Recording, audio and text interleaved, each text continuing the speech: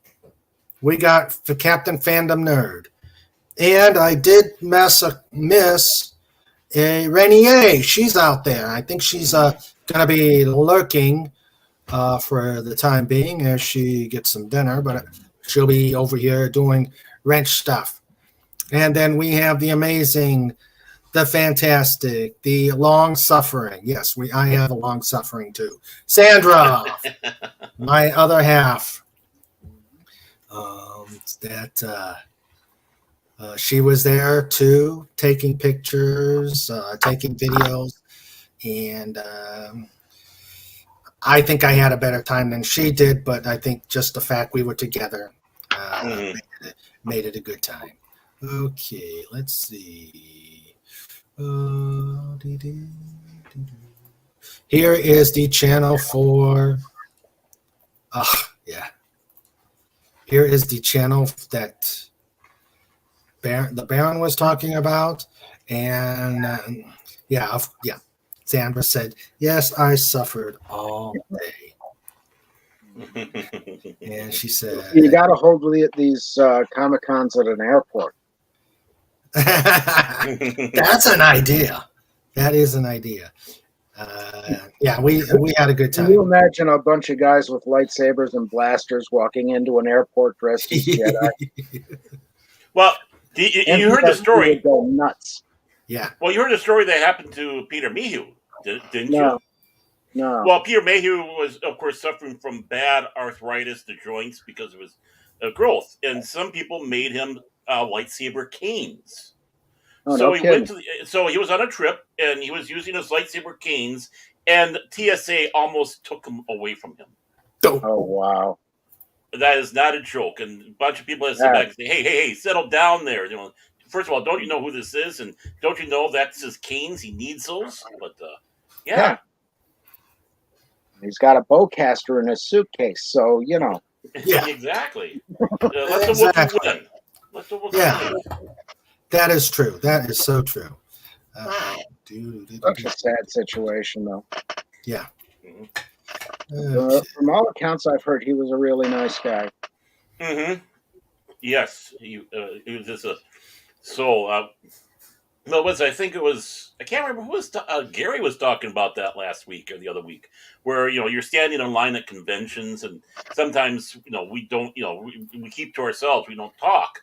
But he likes to have the conversation, bring up conversations, and before you know it, the whole line's talking about stuff, makes time go by faster. Well, there was a guy in a wheelchair that was in line with him, somebody by the name of Peter Mayhew. Mm-hmm. So here he is sitting there talking with Peter Mayhew in line, all about Star Wars and all that other stuff like that. So, yeah, awesome. All right. Okay. So, having said hello to everybody, hello. I will. Hello. All right. Hello, Pacific 414. Lord Thoth. Did we lose him? Oh, I think I lost me. Okay. Oh, I had to close the door because my little doxy pushed her way in here. Little Duchess. So I wanted to close the door to keep the background noise. Whew. Okay. All right. We've already got some. Jokes from Legatus Legion I. He is now the dictionary. This is now the dictionary section. After all, we at the pod do need our education here. We've got.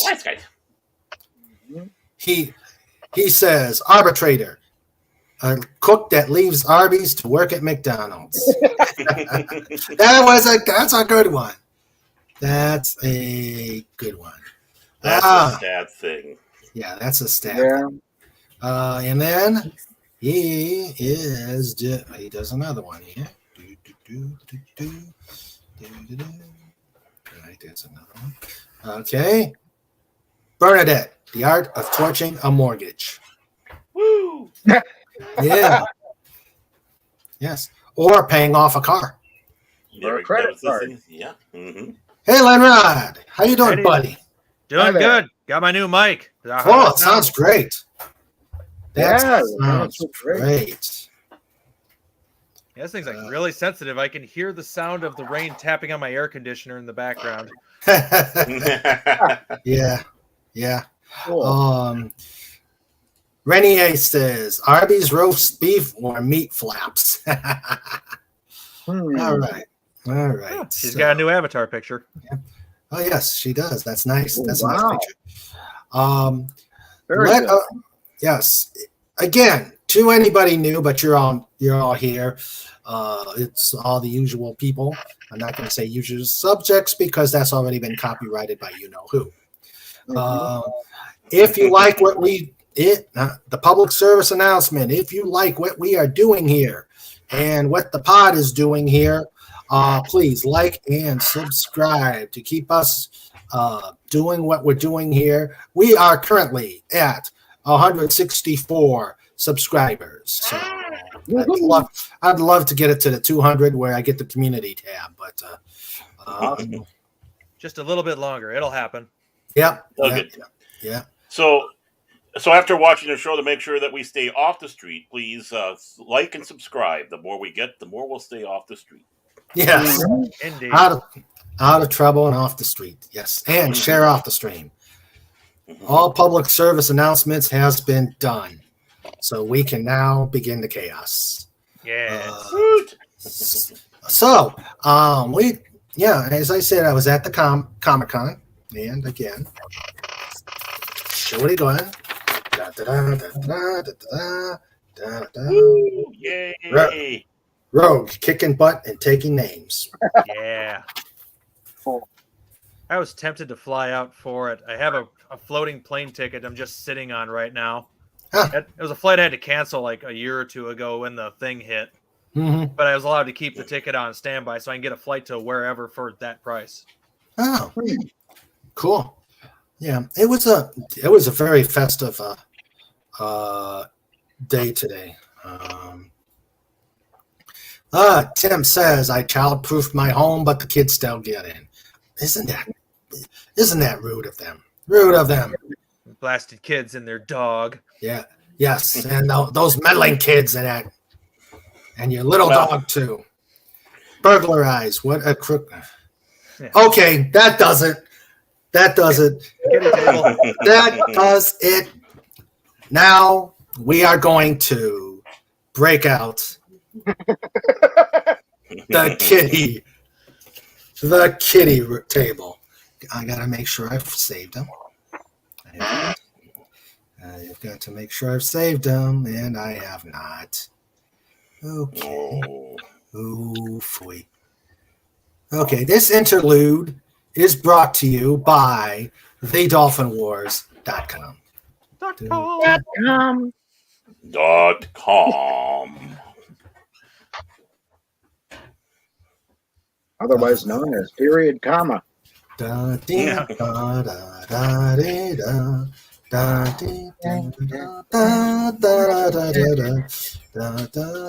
need Pudgy here so we can put on that really cool interlude music. Yep. Yes. Let's see. I just figure out how to play it. I have a guitar sitting right next to me.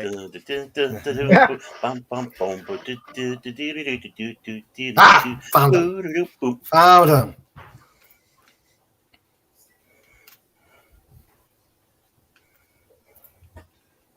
Avoidable. Yeah, I saw that one. I approve these messages. Okay. All right.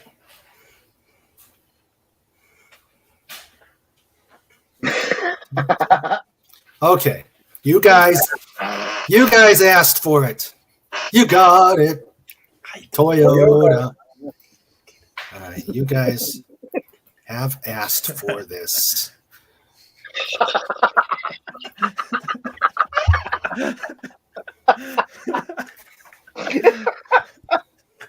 What is going on over there? Darren is disavowing any knowledge of this Toyota joke. All right. Okay. First one. Da-da-da-dum. Yep. Yep, we have brought it out. Legatus Legionii, you are relegated to the kiddies table. Yay! And he's That's not where the they only put the one. M&M. And that's not the only one. That's a good picture of what I see when I close my eyes. And there's the other one. Relegated to the kiddie table. Tim the Enchanter. All I see is darkness. Oh, foy. All right, let me try again. Hello, darkness, my old friend. Sorry.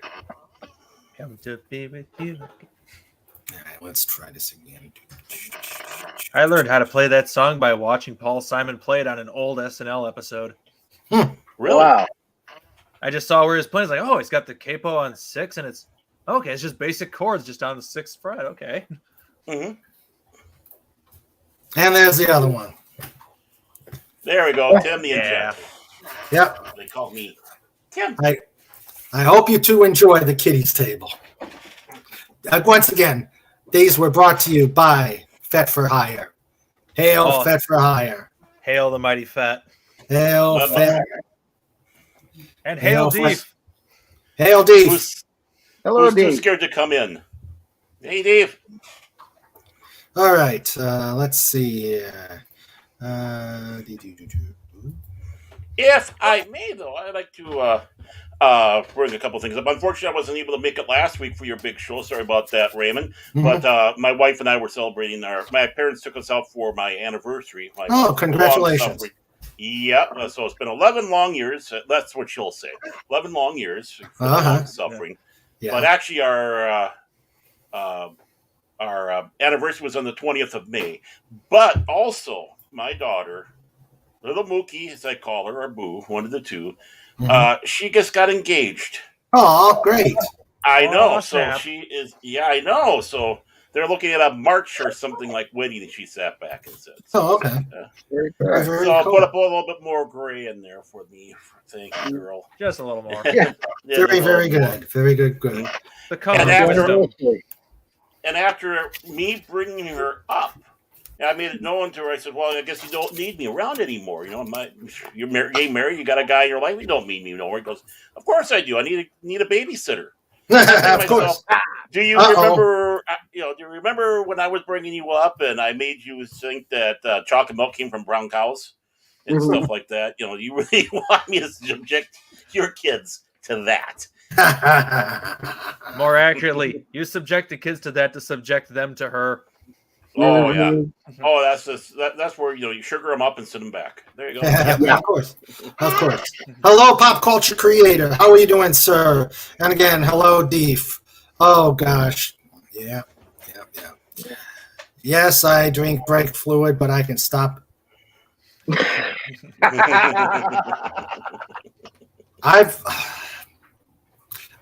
He's already at the kiddie table. We can't put him any deeper. I know. Oh, yeah, you can. There And is he already got into the sugary snacks. I have no words. I have no words for this. Okay, so let's go to. Hopefully, I've done all these pictures. Okay. Let's see. All right. Let's see. You know what? We will. Here is the first picture from the Comic-Con. Me and King Dolphin in ruling over all he sees. wonderful picture. Love it. Yeah. Frame it. Yeah. There you go. There you go. There. King Dolphin There we go. ruling all he Get sees. this one bigger. Looking stylish, of course. He Yes. got himself a whole table. You actually got a bigger table for what most people get at a regular Comic-Con. Usually Yeah. at the Comic-Con, they have like Yeah. half of that size. Yeah. Look at him. It's going to go straight to his head. Of course it is. I am the great one. Well, he is the They king got a after nice all. break I from- am. It's good to be king. It's good to be king. It's Um, good to be the king. Yep. One of the good things is I've made a lot of networking there. And actually, as a result, we're going to have one of them interviewed next Wednesday. So we have a scheduling. So we've got a scheduling change from what we were going to have to now because of some networking I did. I've talked to a lot of people there, and it was a fun show. And we had a Pudgy sighting. Oh, But we had a Pudgy sighting. At least it looked like someone. Pudgy was with a Teenage Mutant Ninja Turtle. I wish I could have gotten a picture, but it sure looked like Pudgy. now that's where he is. Yeah. So yeah, One question: how many of these people did you bring up Doomcock, and how many of these people knew about him? I actually didn't mention Doomcock at all. Maybe this person coming up Wednesday would. He's a fellow podcaster, so he may. So left bank. What the bank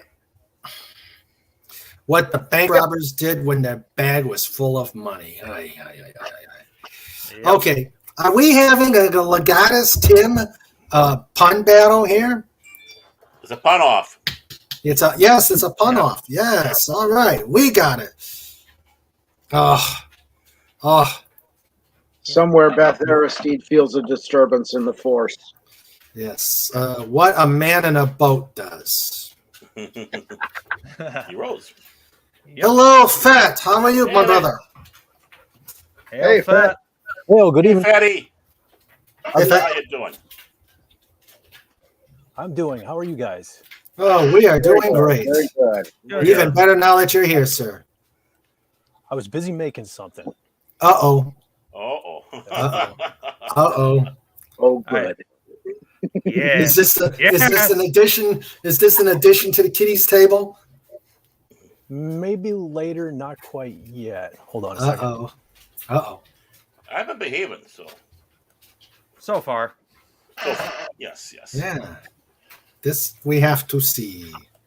All right, let's see.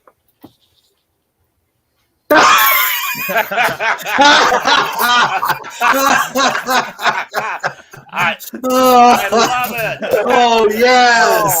Oh, yes! Yeah. Yes! Live. Yes! That you have. Oh, that is awesome! Oh, that is awesome! Sandra says, "My eyes." I think you got my good side too. that is I love it. that is awesome. When I saw Baron was here, I had to do something special. Yes, I had to start it off right.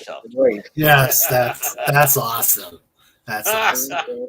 That's That's going to be the new logo of Baron Norman Tag's channel. You're not kidding. You're not. Oh, that's so wrong, but so right. And my love for Brian Blessed. You need to see. It was like, Yeah. As we all wipe our eyes. Fats alive?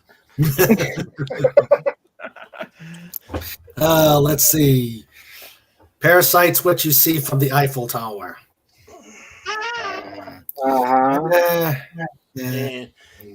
That one was very weak. Oh, they are French. I mean, Yeah, that's right. Weak. A woman once told me I had a terrible sense of direction. I was so upset that I got up and right. All right. There we go. Okay, there's a third for the kiddies table. Yes, we're running out of chairs. Yes. Running out of M&M. Blame Canada's. Yeah. Paradox, two physicians. You know, these guys are getting the the jokes. Let's get some nutty news out there, pals. Get some work on it.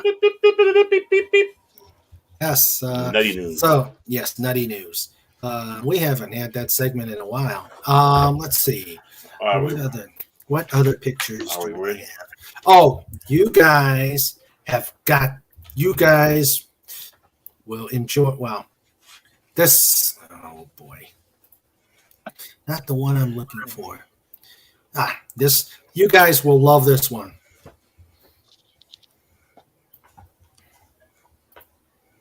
Please be a girl. Please be a girl. Please be a girl. Yeah. Please be a girl.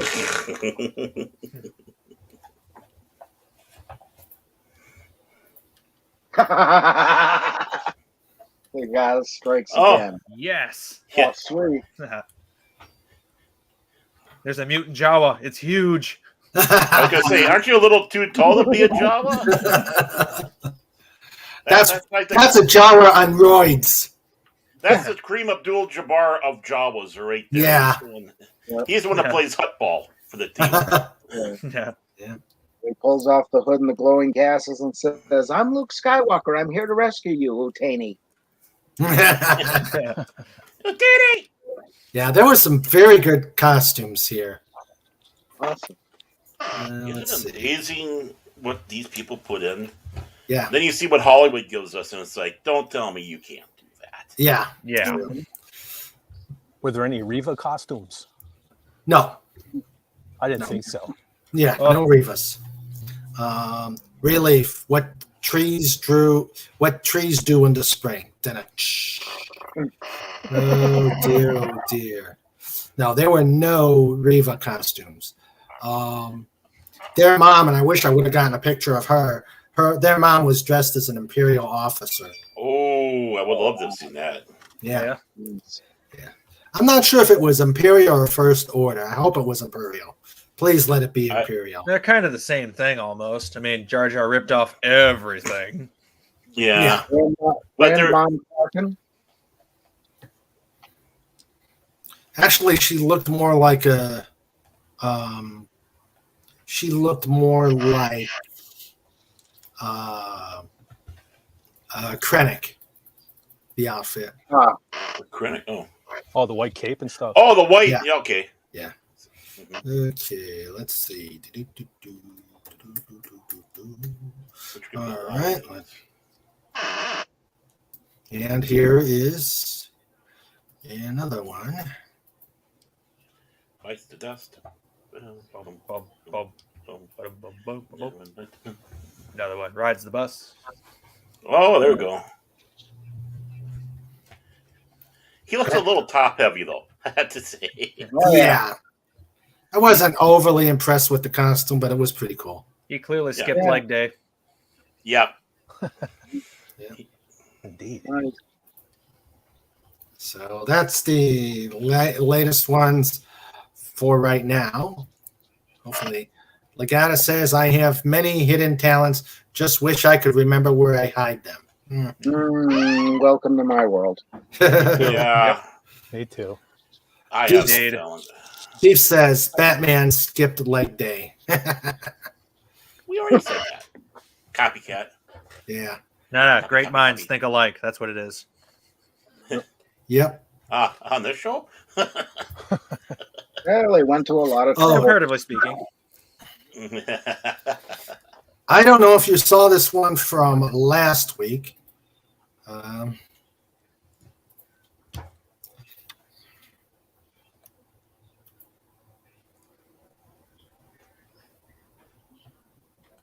Okay, you guys, there's silence, so obviously no one's seeing it. Nope. Nope, not yet. Not yet. We're waiting with bated breath. Let me try again. I'm just listening to the sound of my air conditioner getting hit with rain. Oh, Bing, Bated bing, breath. bing, Isn't bing, that bing, what you bing, get from bing, eating worms? Bing, bing, bing, bing, bing, bing, bing, bing. Oh, John wants to go to the kiddies table now. all right. Okay, you've got the clock. You got the clock. Okay. I had a feeling I was going to regret that one. It was worth it. Yes.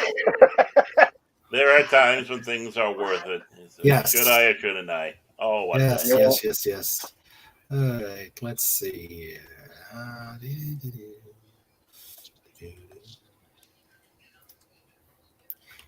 Okay. This one's a good one.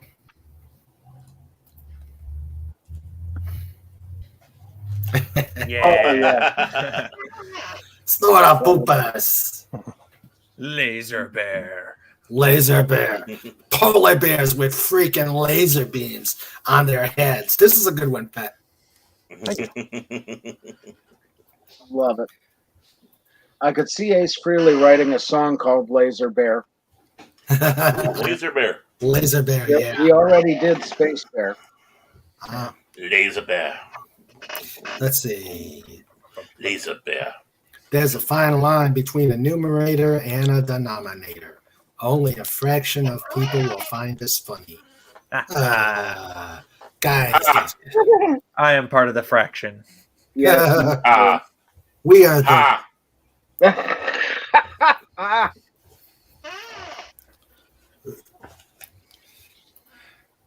Let's see something.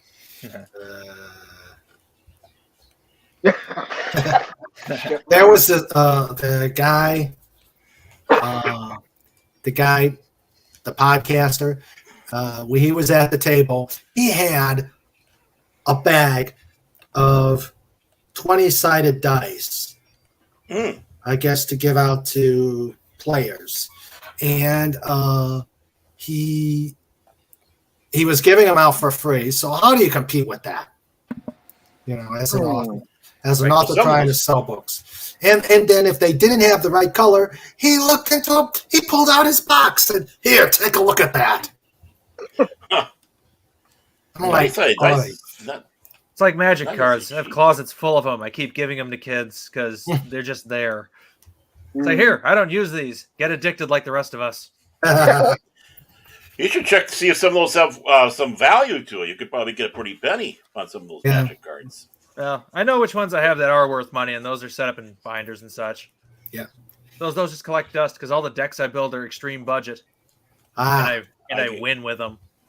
My extreme budget commander decks, 100 card deck, costs less than $5 if you're just buying the singles, and I win with them.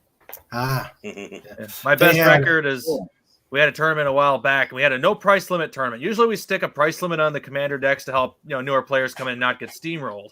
I come in with a no price limit deck, $5 deck, and I'm smoking the guys with the $5,000 decks. Oh wow! I took second place overall in the tournament with a $5 deck. I am a master rogue deck builder. Nobody knows what to expect from me. I had some Pokemon. I gave them, used to play Pokemon with my kids. And my kid still plays Pokemon, so I gave her my card. She goes, Dad, you got a couple cards that are pretty valuable in there. It's like, oh, I didn't know that. Yeah. Yeah, some of those old ones are worth some money. I got a few that are worth a couple bucks. Still got somewhere I have a baseball card. I still got a bunch of Decipher. Still got a bunch of Decipher, the card game, Star Wars ones from Decipher from way back when. Oh yeah, yeah. That was a really good game. They tried reprinting it years down the road. I can't remember when they did. They tried remaking the game, but it didn't have the Star Wars license anymore, and it didn't do so well. It was the exact same game. They even reprinted a lot of the original cards. It was just a different theme on it, and it just didn't do well. Which is a shame because it was a good card game. Oh, okay. All right. Here is the grand tour of the Comic-Con. Okay, gotta find where I'm at.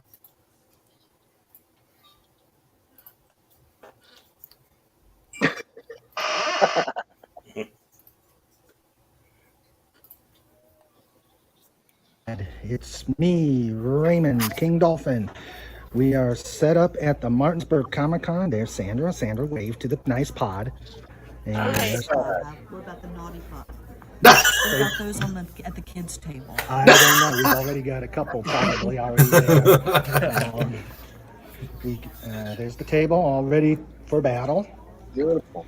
And we know Grace Ellie. How are you? Awesome. And we will go around. This is the Long Coat Mafia podcast. The internet's most hated Mafia themed geek podcast. All right. Maybe we'll have him on.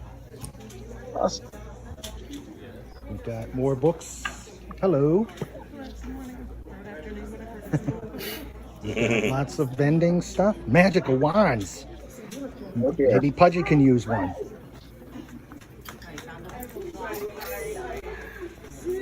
Lots of good stuff coming into the fair. We've got also. We've got costume people, Renaissance Fair. Hello. Good. Popcorn. What do you do? I'm actually a comic book artist, and I also host comic diary workshops. Oh, okay. Cool. What do you do? I run a YouTube channel called King Dolphin TV where I highlight creators, authors, comic book drawers. So if ever you want to come on, let me know, and we can get a spot for you and have you come on. Show off your work. That sounds fun. Thank you. Thank you. And I also write books. I am the author of the Dolphin Wars saga. .com. Hello, how are you?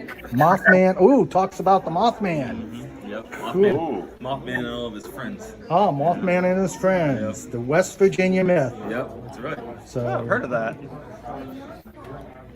I gotta get you on. What's that? I gotta get you on my channel so we can talk about Mothman. I'll come get a card or something. You have Yes. cards over there? Okay. Yeah. Mothman. We got Jedi stuff. Ooh, look at that. Look at that lightsaber. Very cool. And there is more stuff out here at the Martinsburg Comic-Con. Hello. Say hello to King Dolphin TV, the best pod on YouTube. Free comments? Yeah. Oh, Comic was that you, Baron? store. Maybe. Wow. And there's some more stuff out there. We'll go and see later on, but I gotta get to work.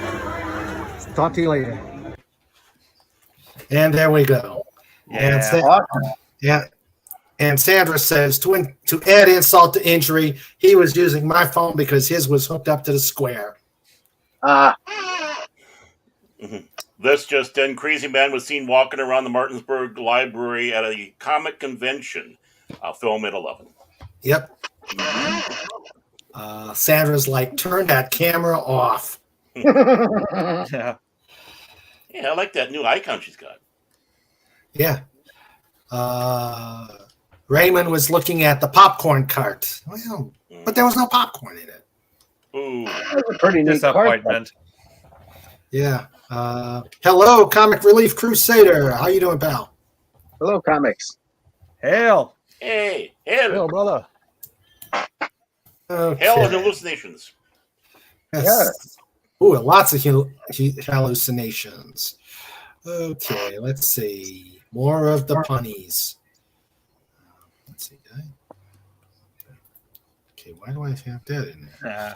When I lost the fingers in my right hand in a freak accident, I asked the doctor if I could be able to write with it. He said probably, but I wouldn't count on it.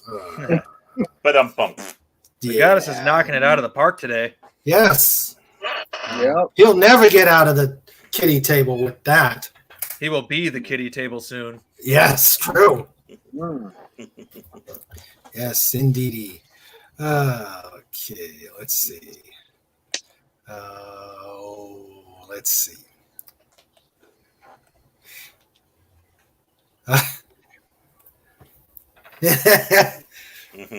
Oh no, bad Dolphin Raymond. Bad. Yes, I was. And then Legatus. Yes, that's the real reason. That's the real reason. I got to see the money. Okay, why is this not going away. Remove from stream. Okay, there we go. Ah, very cool. Remember Yes. when your aunt went to Paris and she came back and she invited you over and said, "Hey, want to see a slideshow? Welcome to today's show, folks." The video Well, I is only thought you- slightly laggy. Yeah. Well, I thought you guys would like to. Oh See- yeah, I'm enjoying. Yeah, it was very cool. Yeah. Especially the guy cosplaying as a security guard. Yeah, I think he should win. He should win. Mhm. Yeah, definitely. That was Yeah. like the most realistic costume there by far. Yeah. Yeah. Must have took him days to make that thing. And the pose, Yeah. he got the pose down right too. I mean, Oh, it yeah. wasn't just the costume. He was into the role. Yeah. That right there is an A-list actor waiting to happen. Dedication, man. Yes, dedication. Just make sure your agents are there to avoid any other mean and nasty things. Mm-hmm. But we're not going there. Now, can you imagine poor Aunt Edna coming by? I think I'm going to go down to the library and get myself one of those new books from that romance author. And then walking into that going, oh, what's going on here? The hippies took over. Yeah. Yeah. Yeah. Let's see.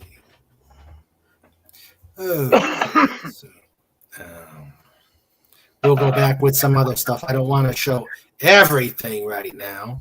No. No. Gotta keep us in suspense. Yes. The old thing is, you don't shoot everything off at once. You got to make sure people are. It's like, okay, what's going to be next? Oh, but we're right back after this message. That type of Yes, stuff. that's true. Yeah. Let's see.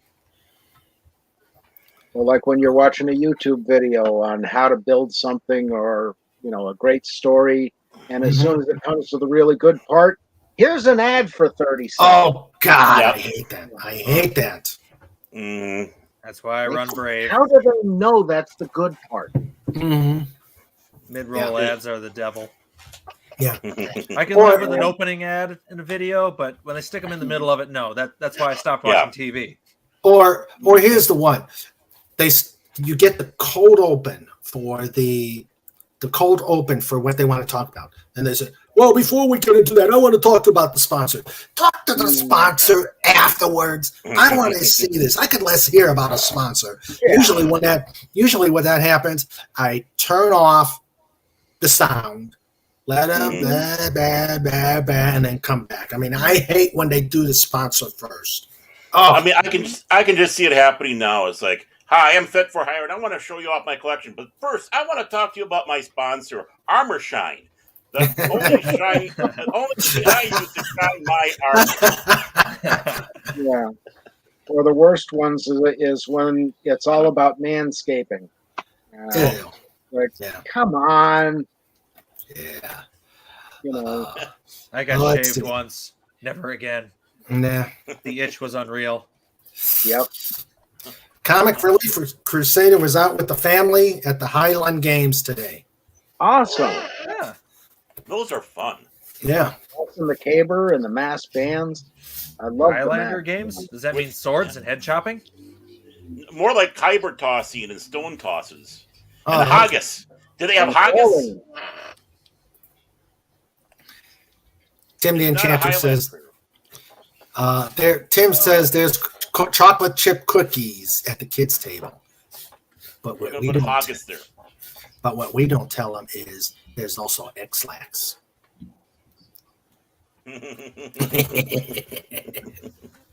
What? Says it. It was worth it. Those cookies got me going. And, trying to figure out a sound clip effect for Adobe Premiere. Okay.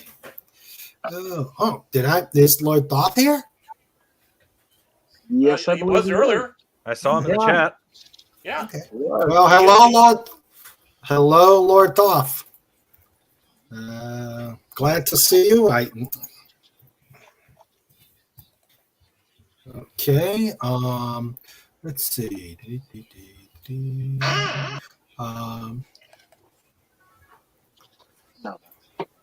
Apparently, yeah, this is no. I still exercise. Apparently, exercise helps you with decision making. It's true. I went for a run this morning and decided I'm never going again. Yeah.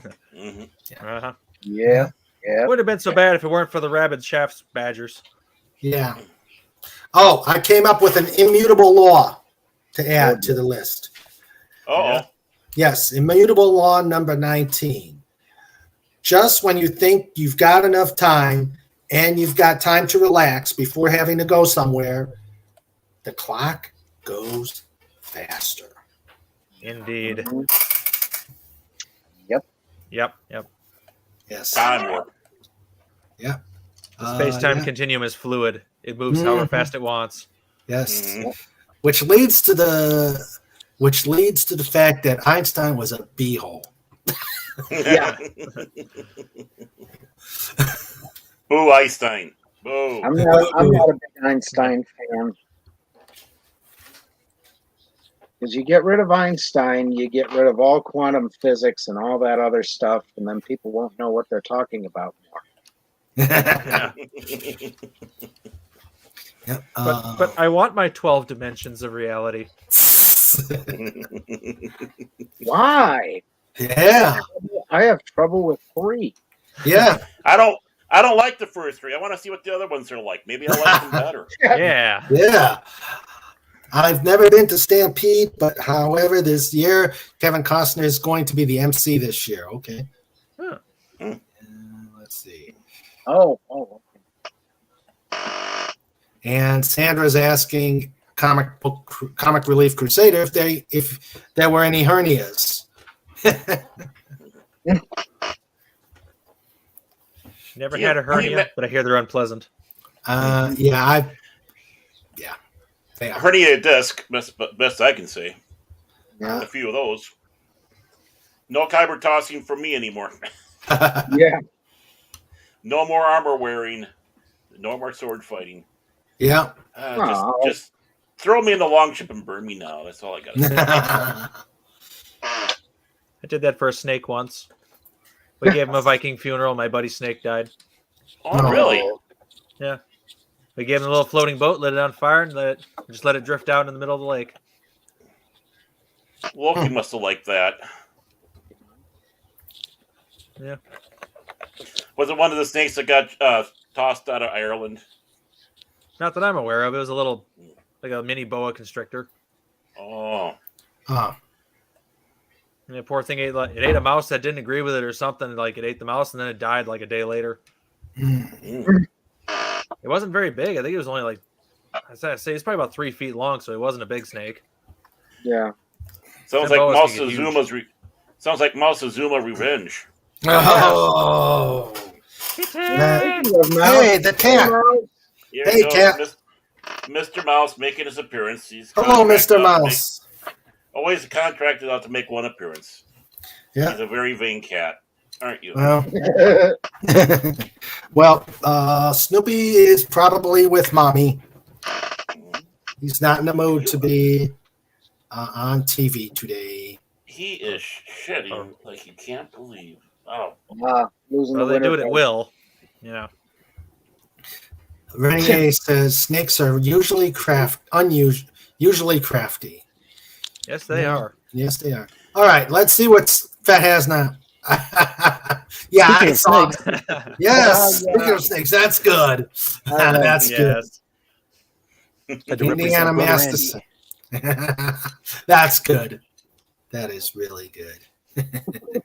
Why did it have to be snake? Poor Andy. Yeah. It's amazing how crafty snakes are, especially how do they hold the hammer? I mean. Yeah. That takes some elite skill right there. Have you ever seen a snake scrapbook before? That is just, I just tell you, it just blows the mind away. Very crafty snakes. Mm-hmm. Yep, or a snake playing guitar. Yep. Remember the old song from Tom T. Hall, Sneaky Snake?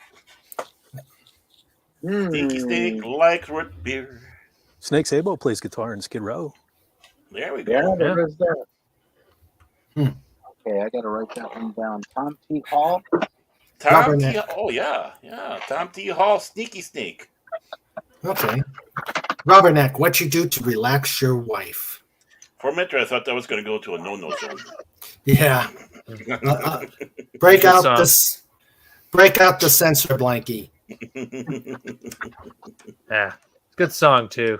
Rubberneck by And. Or what about Whitesnake? Can't forget Whitesnake. Oh yeah. Mm-hmm. Yay, David Coverdale. Mm-hmm. Yeah, they're on their farewell tour, aren't they? The 9th or 10th farewell tour. I don't know. Like I think Kiss, they had so many farewell tours. Like the Stones. Yeah. Yep. And Ozzy and Mm-hmm. you know, Motley Crue, maybe not. I don't know. I know Ozzy was going to do like a residence in Vegas or whatever, so he won't be doing necessarily touring, but he'll still be doing shows. Mm-hmm. Yeah. And in this day and age, that makes a lot of good business sense. Yeah. Oh, the fact that he's like considering his health 80 years old. Pretty Actually, close too. Probably is 80 by now.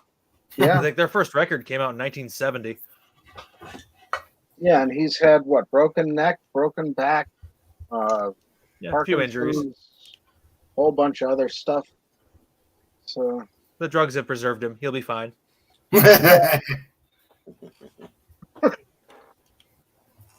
Keith Richards is never going to die because who would know? Yep. That's why it's important that we recycle and take care of the environment, because what kind of world will we leave for Keith Richards? Exactly. It's just like when what's his name? Oh, never mind. I lost his name on that one, but that was a field joke on my part. Continue. Uh-oh. Baron. Was it Skelton Nags? No. I was thinking the Grateful Dead. Who was the big guy with Jerry Garcia? Thank you. Oh, yeah. It was on my mind and I lost it. It's like, Jerry Garcia, he didn't realize he was dead until about 3 weeks after the event happened. He was so low with it. But now that he is he grateful? That's a good question. Well, that is a good question. If he can play all the bluegrass he wants, he's probably grateful. Yeah. Or if he grew back his finger. Yeah, that Grew too. back his finger?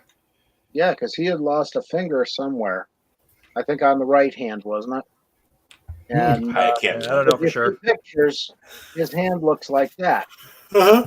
Mine grew back. Kind of like Jimmy Doohan. Same thing there. Yeah. He got his shot off in D-Day. Yep.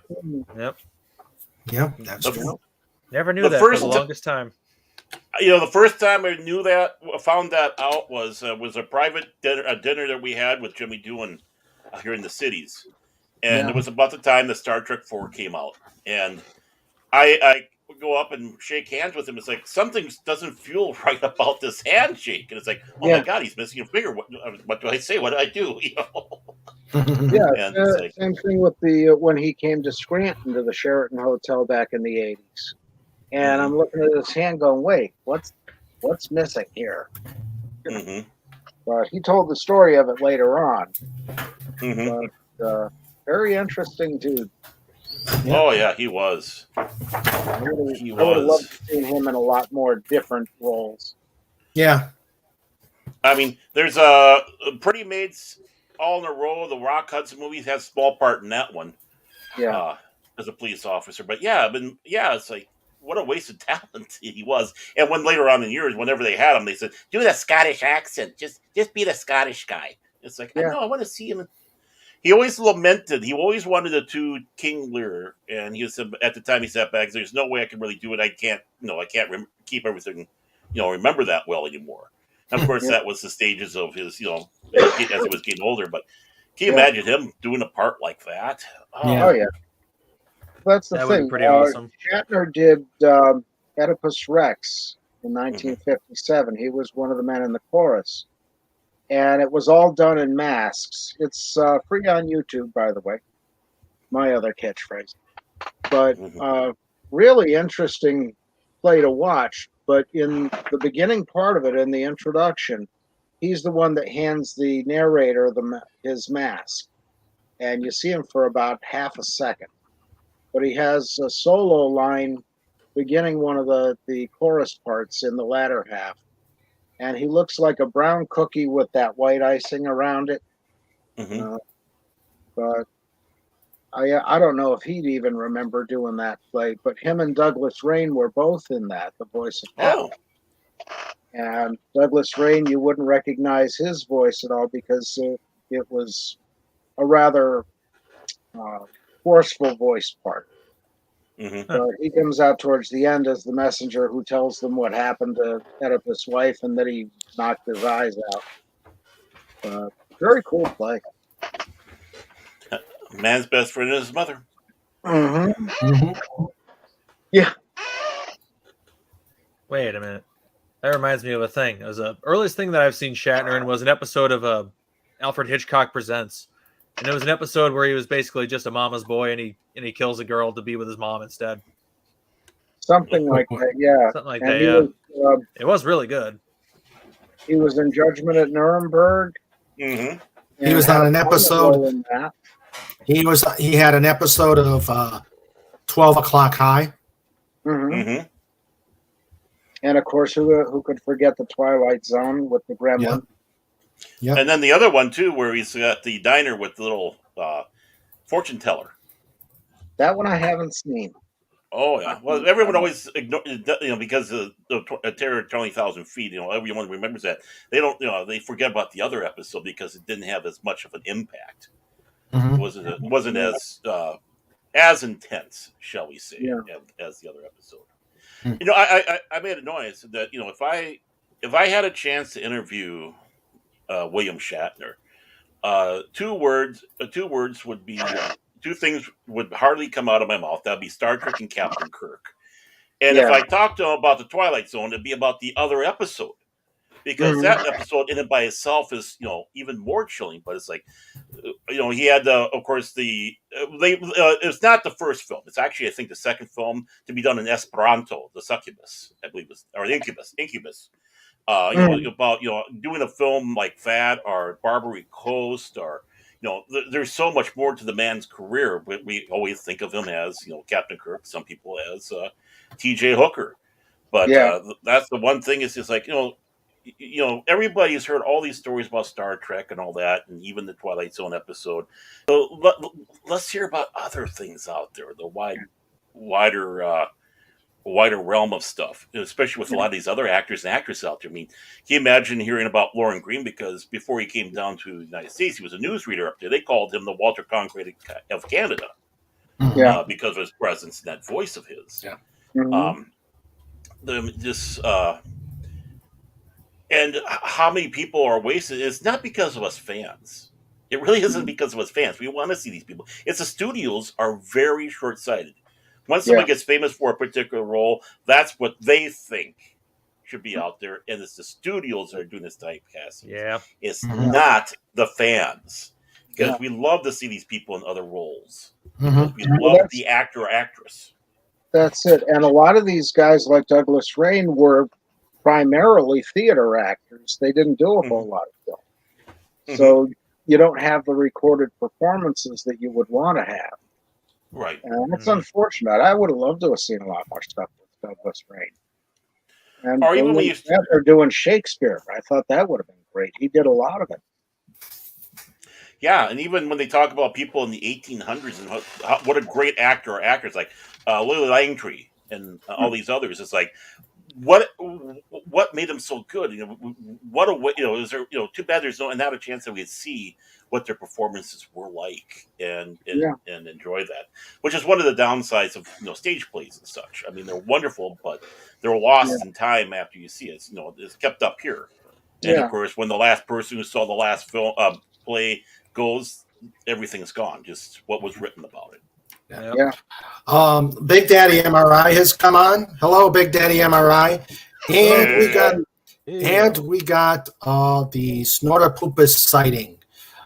He jumps down. No, wait, hold on. He quietly slips down on the chandelier and crawls under the sofa. Snore! And then Legatus says he jumps up and down on the sofa. And then I asked him, he says, it's quiet, dark and quiet, and my beady old bear eyes like it dark. Sternopoulos must be celebrating the new Top Gun movie, Maverick, by imitating Tom Cruise and jumping up and down on the couch. That's true. Mm-hmm. Yeah, that's true. You have got to see the video of him taking Jim Corden up flying. That is just absolutely hilarious. Yeah. Did they actually let Tom Cruise fly? Yeah, he's a licensed pilot. He is dedicated to his craft. He does everything as real as he can. Yeah. That's scary. Not as scary as Harrison Ford, but true. Scary enough. Yeah. Well, Ford was a good pilot for a long time. I mean, he flew his own helicopter to help rescue people up in the mountains for many years. Mm-hmm. Yeah. Well, the one channel on YouTube has a video of that has the voice of him and the air traffic controller when he landed in a taxiway. Yeah, he was very contrite. Yeah. As in, he realized he was a bozo. Yeah. Tim the Enchanter says drinking coffee in the morning helps others live longer. But there had to be something with him, because the way the lighting is at night on a runway, it's very easy to tell the taxiway from the runway. The taxiway is blue lights. I still don't understand that. Unless he's gone colorblind. That could be. And that's another whole kettle of fish. Hopefully it wasn't having too much. I don't know if that one was at night or in the daytime. There's only a picture with it. You don't see it, so it's a daytime picture, but I don't know. Daytime picture. Yeah. Hopefully it wasn't. He wasn't imbibing too much of the devil's cabbage, and that's the reason why. That's another whole kettle of fish. Yeah. You don't want all these kettles of fish. Tim the Enchanter says drinking coffee in the morning helps others live longer. Yeah. Yep. Mm-hmm. Other people's caffeine adds years to your life. Yeah. Sandra says the Gold Course incident was due to an engine failure. Yeah. Yeah, that was the one where he actually crashed. Yeah, on the golf course. Yeah. But we're talking open area to put it down. Yeah. Yeah. Indeed, you're always looking for a flat place where you can run it, where you can land it when you're flying. Sandra says the blue lights can look white if they're poorly maintained. That's true. She thinks it was daylight. Some taxiways actually look like runways, but a plane on the runway should have been a hint. Yeah. Yep. Hello, Casey Osowski. How are you, my friend? Hey, Casey. Yo. Hey, Casey. Hey, Casey. And, of course, Michael Dorn from Next Generation. He's a licensed pilot. He collected Cold War era fighter craft, jet fighters. He has like a Meg and all sorts of other stuff. And the thing is, he was under contract, though. When he was on contract for Next Generation, he couldn't fly just in case he might have crashed and they would have lost their wharfie pool. So he had to, after a while, he had to sit back and say, listen, get rid of this. I need to fly. So, I wouldn't mind a collection of jet fighters. That'd be cool. Yeah. They must have been paying him pretty good. Must be that those ships royalties. That's all I have to say. Well, he was the tactical officer. I mean, he probably has access to weapons, right? Yeah. There we go. That's true. All right. Who wants to see more pictures? Me. I want to see more pictures. All right. Let's see. Sure thing, Uncle Raymond. I want to see more pictures of people.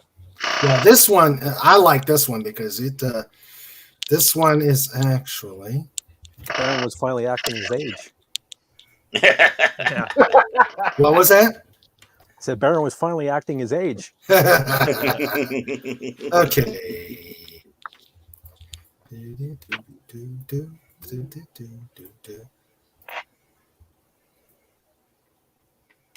Oh, Oh, a Stay-Puft Marshmallow Man and Ghostbusters. They won the adult version. They won the adult version, and the only thing would be better if he was Slimer. cool. And then, but you got to see the detail in this costume is just outstanding. Yeah. Just what we saw, just from that distance, was pretty dang impressive.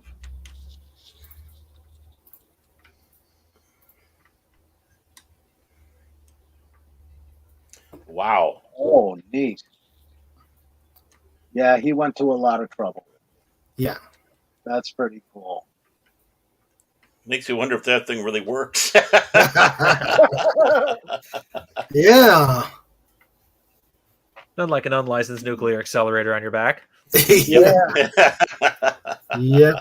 Where's the DOE when you need them? Yeah.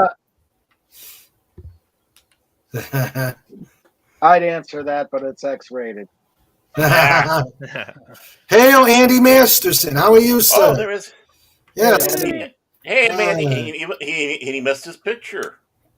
Yeah, he missed the picture. Put it back up, my friend. I'm on it.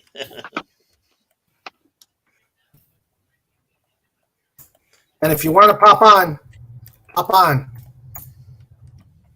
Yeah, we got room in the pod. Yeah, we got room. The water's warm, at least around me. Yeah. Yeah. Fat kitty table. Him. Make it happen. I'm going to run out of computer storage.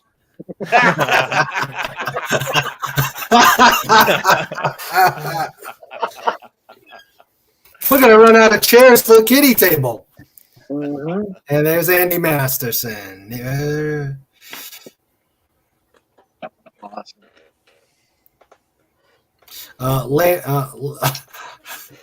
Renier says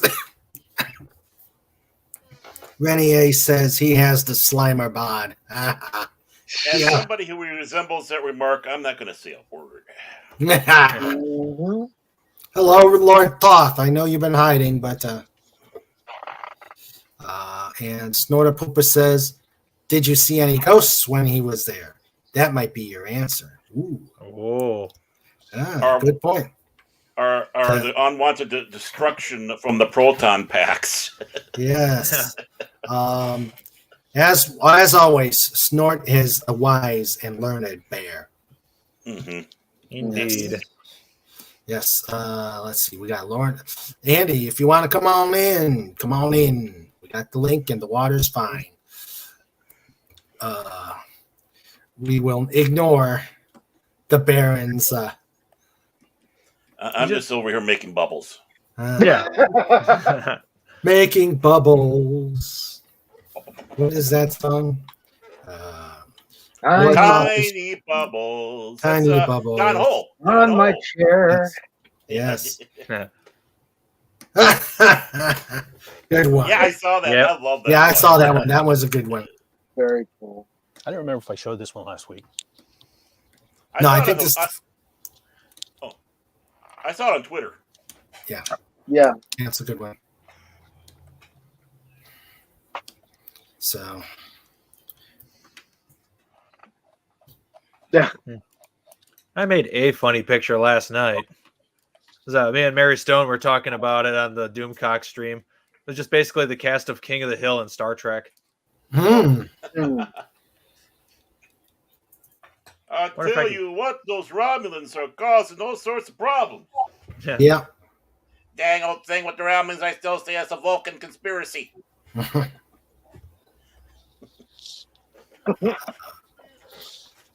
Let's see. I have no idea how to share pictures. I know there's a share button, but that's all I got. Yeah, you got to. Let's see. So what is it? What do we got here? You click on share. You click on share. You say share screen, and then you got the 3 choices: entire window, Chrome tab. Usually, if you click on window, that's where you're going to see it at. Yeah, that's what I use the window. I thought you were a Mac user.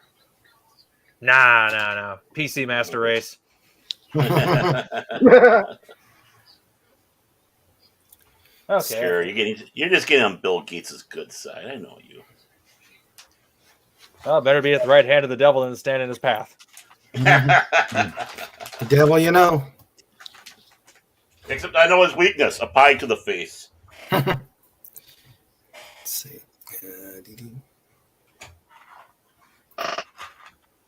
Okay.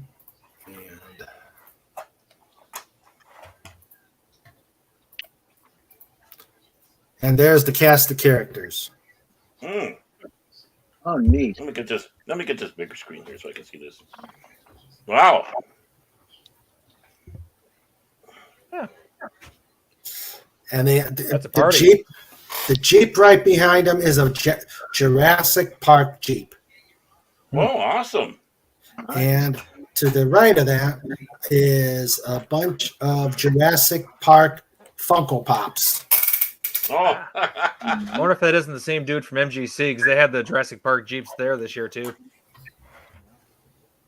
That's what we call the outside of the fire company up at Lake Harry on Friday nights is Jurassic Parking, because that's bingo night and all the old ladies show up. Okay.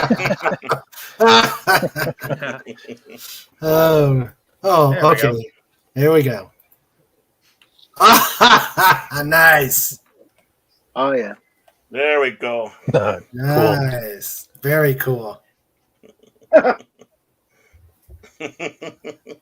Awesome. Nice. I can only imagine the hilarity of Peggy translating in the Uhura spot. The Klingons say they want a jelly sandwich. I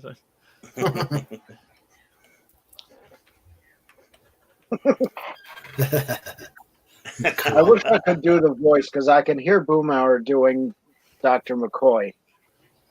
But he looks like he's more like Sue. Yeah, they use in the Sulu spot. Yeah. It's like, bang on warp drive, warp 9. After what they got the Klingons out there, they're catching up to me there, and I just I used to be able to do him. I can't. I haven't heard his voice in a while. I could do him a little bit better if I. Yeah, we got you always Dale. Got Dale Gribble. Yeah, Dale is McCoy, and of course smoking a cigarette on the ship because yes. Sandra says Wendy Webb says hi. She had to take her mom back to the hospital. Hope everything is going will be okay, Wendy. Our thoughts and prayers are going out to your mom. Absolutely. We're thinking about it.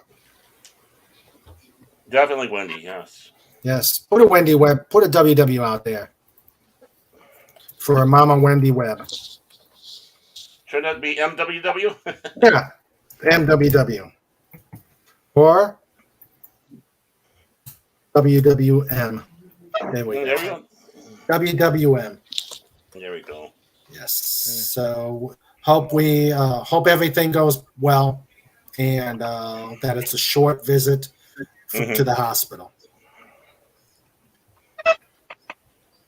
And I did get a Pudgy report. He can't make it helping Mama Eagle, but I still think we had a Pudgy sighting. Pudgy and a mutant turtle. And Grace Saley does confirm that it was a Pudgy sighting. It wasn't just me being insane. Awesome. Yep. So the truth I'm is sure you're out being there. insane. What was that, Fat? I'm sure you were still being insane. Yeah, true. So true. I freely admit that. Let's see. There's one in the way a mirror pudgy sighting. Oh, yes. Mirror pudgy sightings are scary. Shh. We do not talk about that pudgy. Yes, we do not. The other pudgy. He may come. Yes, that's true. Yes, everybody's putting out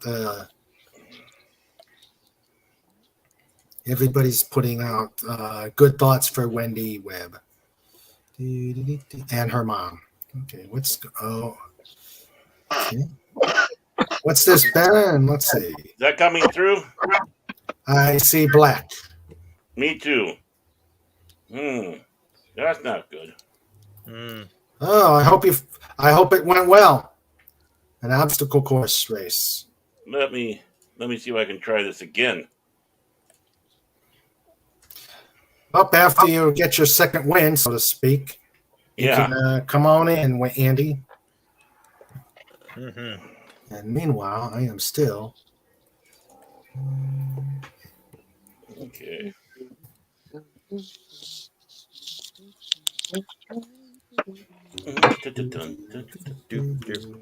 see if this works here.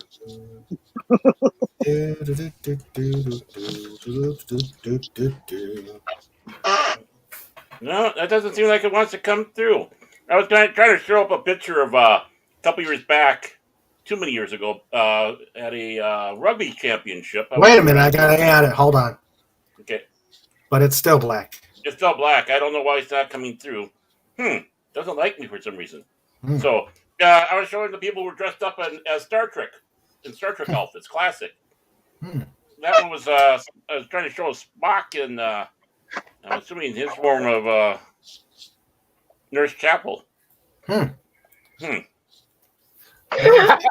trying. I caught my son chewing on electrical cords, so I had to ground him. He's doing better currently and conducting himself properly. I bet he got a charge out of that. Yes. I did once. I've actually got a scar on my tongue from that. Oh. It was just a little kid. I bit an electrical cord. Not the wisest thing in the world to do, but it explains a lot. Do you know how to became AC/DC fan? Do you know what you do to jumpstart the current generation of kids? No. Take a 9-volt to their nose ring. Yeah. Good conductors, they are. They are. So I'm not the only one who's thought the same thing. No, I cannot understand those things because I got such a sensitive nose. Yeah, the nose is not fun. Right, and then just I can imagine just when you got the colds or allergies, and your nose is bothering you. It's like, I would go insane. I would go insane. I look at those, and all I see is metal booger hanging out. Yeah, exactly. Yeah, because it looks like snot. Come on, ladies. Yeah. How many ears did Captain Kirk have? The right, the left, the right, and the final front ear. Man, I almost ruined that joke. Shame. There we go. Nice. Whoever had that one. I'm not saying a thing. Hail fast. It can't be me. I was muted, even though I was playing guitar at the time. Trying to keep my fingers busy right now. They're a little bit twitchy. Twitchy. Let's see.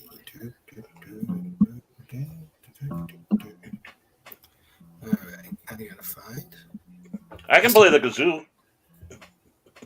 I could play the nose harp. As long as it ain't the skin flute. Yeah.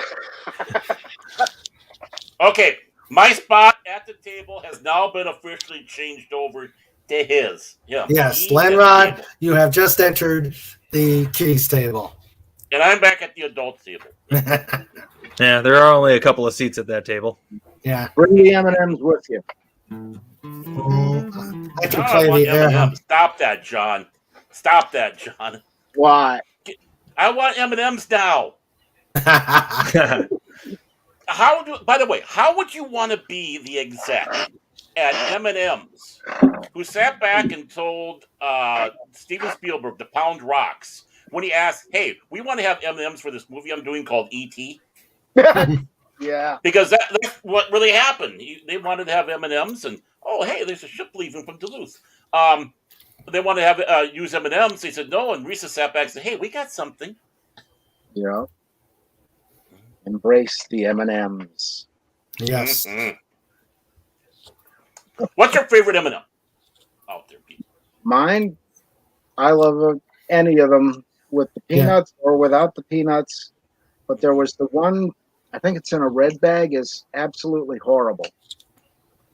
But as far as the colors, I like green best. The only ones I won't eat are the peanut butter ones.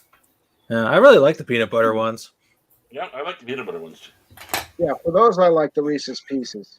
Or as I like to call them, the Trump version of them, because that guy's got the Trump haircut on the bag. But you know what? I liked it when they had like around Christmas time where they bring out the mint ones. I love the mint ones. Ew. What? I'm a mint guy. I love mint.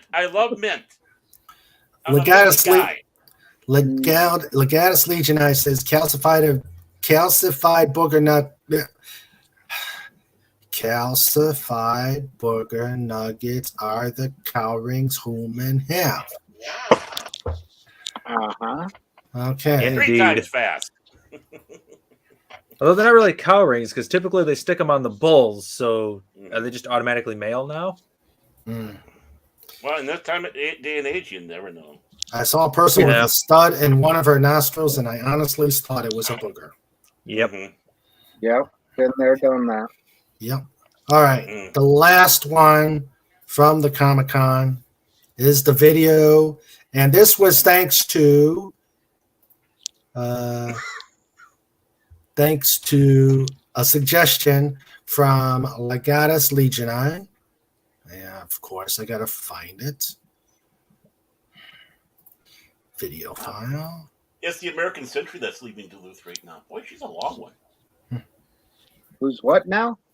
Oh, I'd like to have the Duluth Canal cam up, and that's the canal where the ships come in and out. Oh, I loved watching ships come out of the canal. Yeah. So they have the canal cam. You can watch it, the Duluth Canal cam. And right now, the American Century is leaving the bay and going out to the Great Lake Superior. Nice. The mightiest lake in the world. Yes. All right, here we go.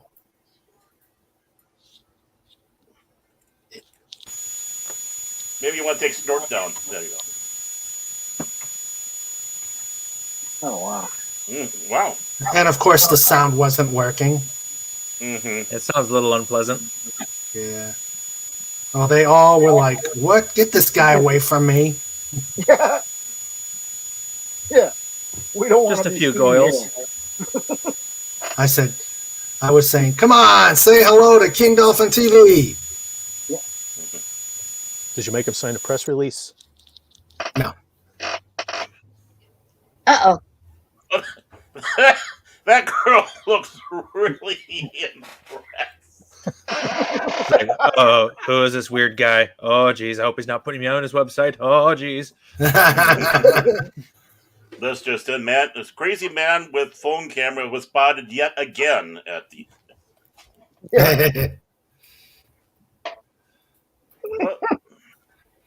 All right, that is it. Enough of the. Yeah, well, the phones only have so much memory. So does my head. Yeah. Mine too. Let's see. Casey Osaski says he's shocked by the quality of our jokes today. Yes, it is a shock. It is a shocking experience. Electricity in the air. Yes. Just like Tesla wanted it. Yeah, but can you imagine walking around with your hair fizzing out all the time? Yeah. Well, that's the thing. I thought of a question many years ago Uh-oh. when I was really drunk, and I thought, what if lightning stayed? Would you have to call a guy to trim the lightning? Okay, we have. Okay, guys, mind your manners, or we'll all end up at the kitty's table. We have Sandra coming on. Yes, mind manners. Hello, Sandra. Hello, Rennie told me I had to. The producer's here. Everyone, behave. Hide the bottle. Yeah, Rennie said Hello, pretty lady. You better get in here soon too. Oh, so this is a dual effort. One has to show up before the other.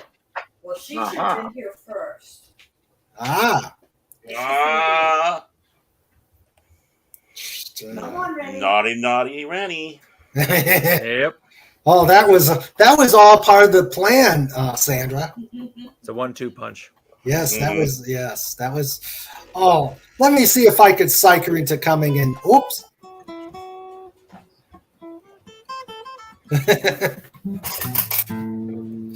Lord Thoth says, I like the kids' table. We get chicken nuggies. Ooh, is it chicken? Is it chicken nuggies?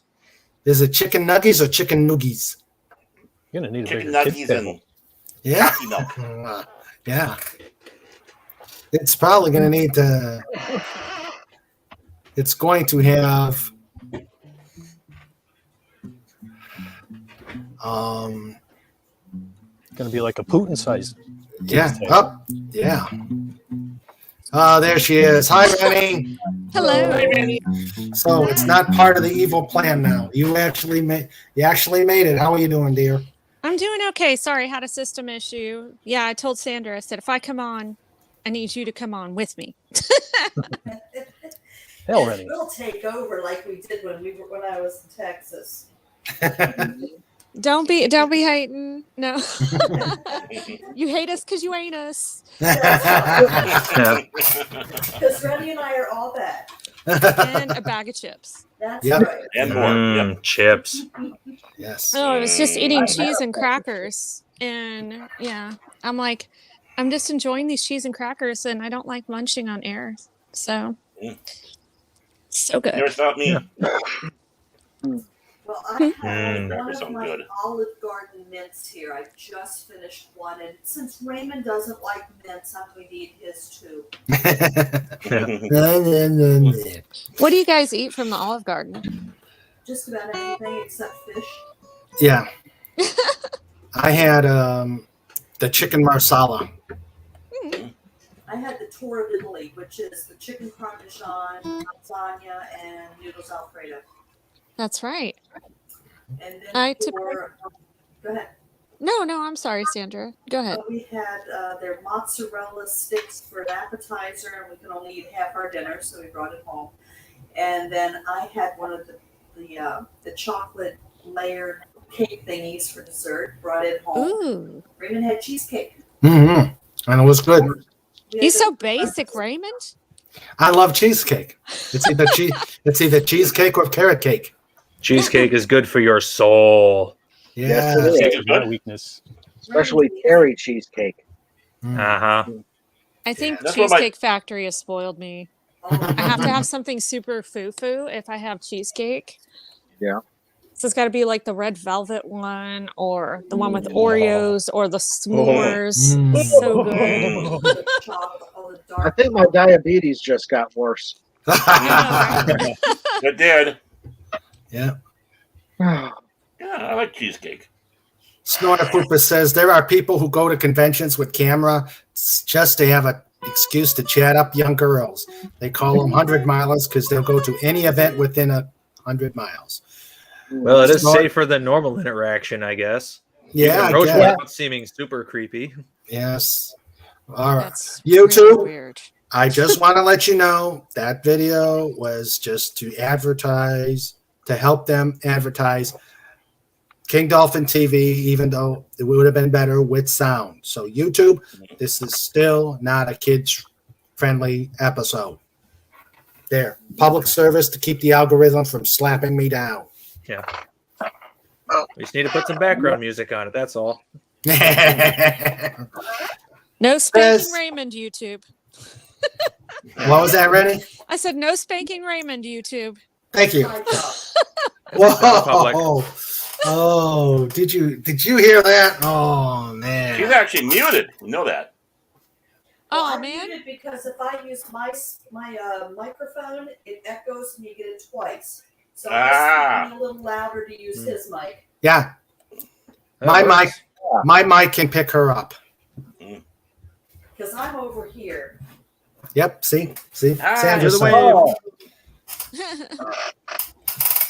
That's all But if you're over there and he's over here, where's Snoopy? Plotting menacingly. I was going to say, he's Snoopy, hiding in the bushes. Yes, Snoopy's down in his bed, his mama bed. Shared leftovers. He's had a cow ear and he's had a bully stick. So his mic can pick her up. Probably take her out to Olive Garden too. Better be careful. Oh, ouch. Tim the Enchanter says, in Winnipeg, we have a place called Jeannie's Bakery.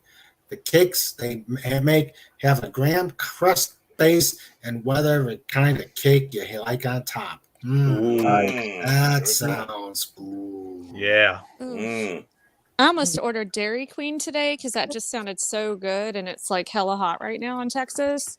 Yeah. So We've got a Dairy Queen less than half a mile from us. oh girl, And you should Domino's. definitely get on that. Yeah. We have a Domino's within walking distance. We've got a Pizza Hut almost within walking distance. We've got a diner across the street. Yeah, we're not hurting for food. That's true. That is true. How are you supposed to eat healthy when you have all this bad but delicious food nearby? Yeah, I don't know. Not happening. Let's see. Legatus Legion I has some news. How can you be grumpy when you have a grumpy cat Funko Pop?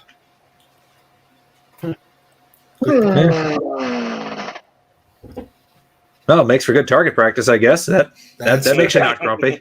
That's true. Raymond's mic is pick up at Sandra. Should Raymond be worried? Listen in for updates. Last week's episode of Just Cuz. It's like a soap opera now. It's like ended on a cliffhanger, so people come back next week. Well, do you guys remember? This came out when I was really, really little. But what was the name of that show? Soap. That was like Soap. sitcom I remember that show. soap opera. It was so funny. Mm-hmm. Yeah. And Benson came off of that. Was spun off of that show. Yeah. That's where I first saw Renee Abishawa in the cut part because it was It also, let's see. Oh God. Ethan Phillips was in there too. Neelix was in Benson, I believe. Okay, now Billy Crystal, and who was the other guy? He played an Empty Nest. I don't remember his name, but you're talking about the guy that played the doctor. Richard Mulligan. Yes. Yes. Richard Mulligan. Yes, Richard Mulligan. Yep. Let's see. Lord Thoth, you have a good evening. If we're still on, you can come on over. Snorter Poopa says there was a place in Dallas I used to go. They had a dish called straw and hay that I loved. Paglia e fieno, yellow and green pasta. Color coordinated. Yes. Casey Osaski asks, I have to ask the ladies what flavor of chips they are. I hope you want to know what they like as opposed to what they are. If I was a chip, I would be those chocolate dipped Lays that they came out with that were very rare and one of a kind. They were actually really delicious. I don't know if you guys ever had them, but they were like a wavy Lay's chip. And they were just like a salty potato chip, and it was dipped in milk chocolate. They had a Belgian milk chocolate one that was just out of this world. It was amazing. So if I was a chip, that's what I would be. You sound tasty. Yum. I'm not creepy at all. No, not at all. Smiling politely. I would like to hear Sandra's answer. Well, we're waiting. There's too many chip varieties to choose from. There's Okay, no hold obvious on. choice. Okay, try. He had me muted. I'm going to spank him. Anything with chocolate would be wonderful. I've never had those, but they sound interesting. My favorite is just the plain salted, but if I was a chip, it would probably be the flaming hot spicy. Go girl. for that. Again, Lord Thoth, enjoy your food. And Legatus, our ace researcher, Soap 77 to 81. Catherine Hellman was on there too. Yes. Yep. Mm-hmm. So it came out before I was born, And but still. Diana Canova. I remember it had a run on Comedy Central for a while in like the late 90s. Mm-hmm. I think I watched the reruns when I was a kid. That may be what it was. Yeah. But I really enjoyed it when I was a kid. And then as an adult, I'm like, oh, did I actually understand those jokes? Some of them, so it's pretty cute. Yeah, Diana Canova was on there. She was gorgeous. She also played in Empty Nest. Yes. Yeah, she was the one daughter. Yeah. The other one was Christy. The other one was Christy McNichol. Yeah. Yeah. Yeah. Snorter Poopa says, so Rennie is basically saying she is salty and covered in chocolate. Woo, woo, woo. Only Tyron Beard knows the answer to that. Oh, really? Oh. Hey now.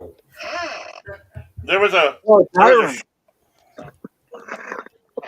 show back in the day. What year was it? Did they even say? I can't remember. But my grandfather liked to watch. It was called Mary Hartman with. I remember that. Mm-hmm. Yep. We weren't allowed to watch it. No, that wasn't either. No, My dad hated it. they had it on. So they had it on late night TV. Yep. Mm-hmm. Yeah, it had to be on late night TV. Yeah, like 10 o'clock or something. For some reason, my stoic grandfather loved that show. I don't know why. Legatus Legion I says Chips 77 to 83. I'm sure Rennie A and Sandra had a thing for Eric Estrada. No, sir, but my mom did. Close enough. It's kind of an interesting thing. Eric Estrada, of course, a nice Hispanic-looking lad, never knew a word of Spanish. Then they started getting him to go down to Mexico to do Mexican soap. So he went down there, learned Spanish, so he could act in these TV shows down there, these soap operas in Mexico. Howdy, Andy. How you doing? The Puppet Master is here. Yes, the Puppet Master is here. Everybody started acting like they're in the Jerry Anderson show. I'd rather think of Andy as the guy that plays with dolls. I think that's more fun. Don't hate me, Andy. I'm just kidding. What you got? Any new projects out there? Oh yeah, I've got a few. Show. I'm going to do a commercial for my new substitute kindergarten teacher, Ron Perlman. Nice. Nice. He's going to have like a free candy thing, and like he's going to have his little blackboard with all kinds of kindergarten words like, transgender and penis and all that. Oh man, Ron Perlman's creepy enough. I mean, yeah. Does it come with mean tweets too? Well, you guys remember the show that Ron Perlman was on, Beauty and the Beast? Yes, Yep. my Beauty and the mom Beast, loved that show. He Linda was still Hamilton. creepy looking. Yeah, he was. Still is. Mm-hmm. Yeah. I really like seeing that guy in movies. Now it's just kind of, yeah, he is a good actor. Yeah. All right, Big Daddy wants me to enlarge you. I got to figure out how to do that. Okay. Nope, that didn't work. Big Daddy did the just wanted to opposite. say enlarge. Sorry. Yeah. There it goes. There you go. Yay! Yes. All Now right. the supersized. That Oh, looks pretty damn good. that Yeah, that does. is pretty good, Andy. Wow. Yeah, I didn't sculpt it though. I just bought it. The head sculpts. eBay has a million, like just loose unpainted head sculpts. I added the paintwork and did the outfit and stuff like that. So he looks like he should be driving a white van with free candy. Free candy. Yeah. YouTube, ignore these. I got that, and I got an Ezra Miller head sculpt that I'm making an orange jumpsuit for with the Flash logo on it. Oh my gosh. Yeah. That's amazing, Andy. I thought it'd be like a straight jacket with the Flash logo on there. Well, he's got to get arrested first. Then they can put the straight jacket on him. Ooh. All You still he needs to do is choke out another fan. He'll be fine. Yeah, today I climbed a 20-foot rope with a 40-pound chain on my back. Ow. Wow. Huh. And why did you do such a thing? Yeah, I was asking the same question. Why? Well, that's the hardest obstacle. Like, well, in that you got like a rope ladder for level 1. That's the easiest. And level 2 is like it's just straight up like I think it's like a 15-foot rope where you just climb up and ring the bell. And then for the level 3, you put this big 40. The links are about like that big, and the chain like they're that fat around. So it's about like 3 foot long, and you put it over your shoulders, and you climb up to the top of this thing and ring the coffee can with the end of the chain. And then there's the one like I got like little bruised up here with some.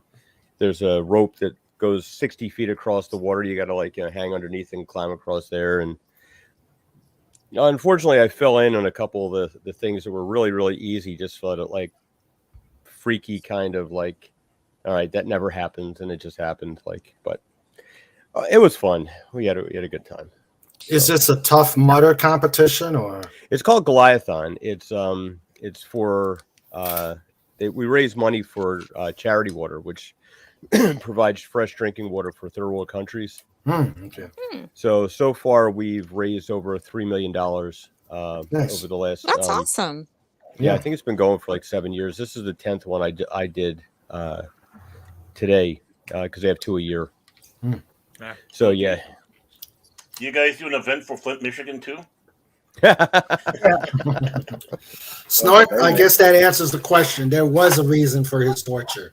Yeah. I thought we'd see him on American Gladiators or something there, the American Ninja Warrior or whatever. Oh, no, actually, Or if you can finish all, like, you ever see, if you've ever watched American Ninja Warrior, you see a guy that's always on there. He's got green hair. He's got like bright neon green hair. His name is Jamie Ron. He's always on those and competes in that. And he started off. He's been in every one of these events, and he flies in every year to do the 2 events that in spring and fall to participate in it. One of the teams had a girl who was on American Ninja Warrior, Casey Catanzano. She they brought her on as a ringer on their team, so she competed. She got like 50 points. That's probably like the highest. That's the highest points any female has ever got on it. If you finish the hardest difficulties on all 12 obstacles in this, you're automatically registered to compete in American Ninja Warrior finals. Whoa! Wow! Yeah. Nice. So and now you're feeling it, Andy. Now you're it's all right. You know what? It's it gives me a reason to stay in shape. It's like because I know if I let myself go too far, I'm really going to suck. So I get this plaques hanging on the wall with the little medals and stuff on, and the wristbands you get for each obstacle. So it's like today I only finished 5 out of the 12. So it was like, all right, crappy performance, but in the fall I'm going to come back harder. At least you're not old people. Oh, bye, Big Daddy. Bye, Big Daddy. Bye, Big Daddy. Hey, take Big care, Daddy. See you, Big Daddy. What you need is a picture of me on that wall with a sign saying you don't want to look like this. And that Oh my God.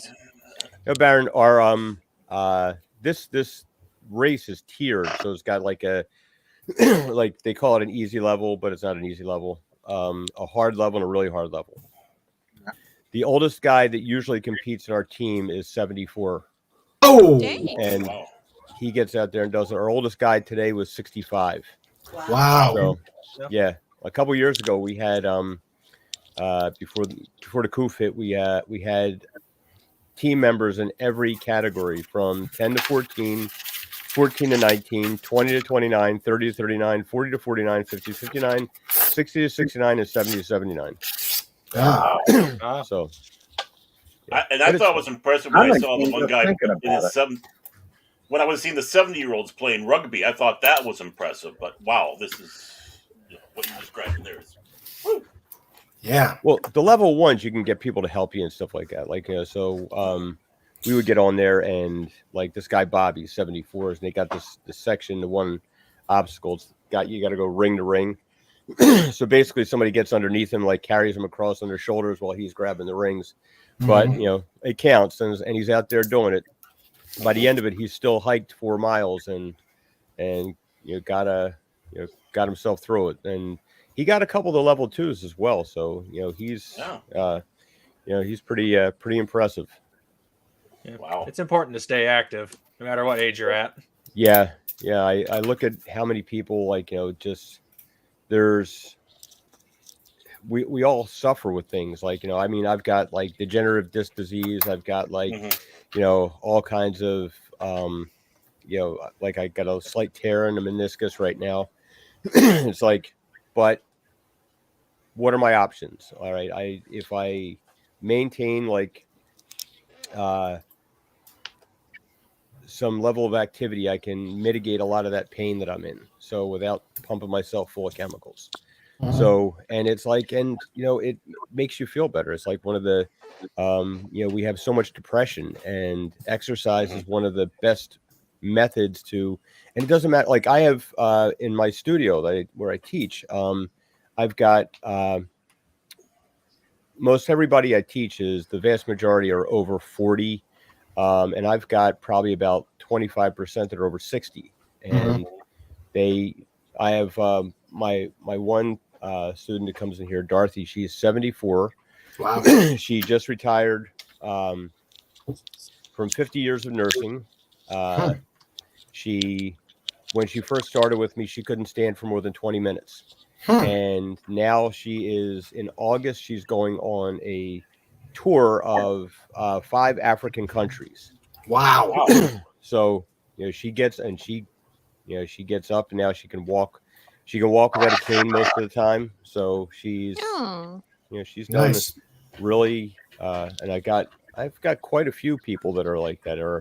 I got a fellow who he's a Army veteran, and he had been in an accident where they did knee surgery and stuff, and he still has some trouble getting around. So showed him how to use different muscles and stuff like that to get himself around. Gets around great now. It's but there's things out there. If it's just, hey, get yourself to a swimming pool and move yourself around in the swimming pool. That takes a lot of the pressure off the joints. I just look at it like we go around once. Well, unless you're Buddhist, but but might as well get as much as you can out of it. I mean, I look at things like just to encourage people that there's a lot of people out there that do stuff that's even if you just push yourself a little bit, you would be amazed at what you can do. And that's why I keep at this stuff, because when I hear people say I'm too old for that, and they're 10 years younger than me, I'm like, really? Yeah. All right. That excuse isn't going to fly. Like I said to my one guy, he's been with me for 20 years, and we do this every year. And I said, what's sad is if we do this as long as until, because I was 49 when I started this, and if we keep doing this, and you're my age when I started, so it'll be 49, I still won't be as old as Bob when he's out there doing it. So I have no excuse. Yeah. But yeah, it's fun. next couple of days will be like I'll be limping around a little bit, but do you have a hot tub? I wouldn't want to do that because I'm missing several layers of skin and like on the back of my legs and like you know it might sting a little. Yeah. So that rope going across, like you kind of get chewed up a little bit. So Ooh, not as bad as I actually have a permanent scar on my one leg because I just don't quit. And I completely wore like all the skin off the back of my Achilles tendon. Like oh my God. About 3 inches long. And it was just like there was nothing left on it. It was just like raw flesh. I'm like, oh well. So I got like this dark spot back of my leg. It'll be fine. Wow, Andy. Just take a good deep breath and run some more. That's what men do. List just in. Andy Masterson is a masochist. Yeah. Okay, what's Sandra? I said I had physical therapy for a couple of months because my knees, I had injured them, and now I have arthritis, and it still hurts to walk long distances or to stand for a long period of time. But my mobility is so much better after physical therapy. Sandra, the best thing you can do is start doing a lot of glute exercises.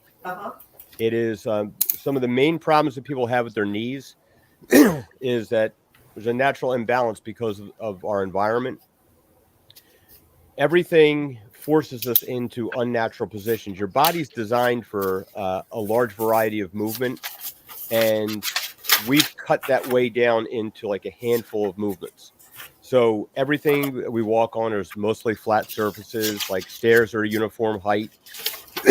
And because we sit so much, which you can't get away from because, you sit to drive, you sit to eat, you sit to work, you sit sit. You sit to fly a plane unless they've done something that I don't know about. So what happens is the quadriceps, the hip flexors, and the abdominal wall shorten, which pulls you forward. So now the posterior chain of your body is not getting any activity. So the muscles that are designed to stabilize your hips aren't working. So now your hip flexors take over.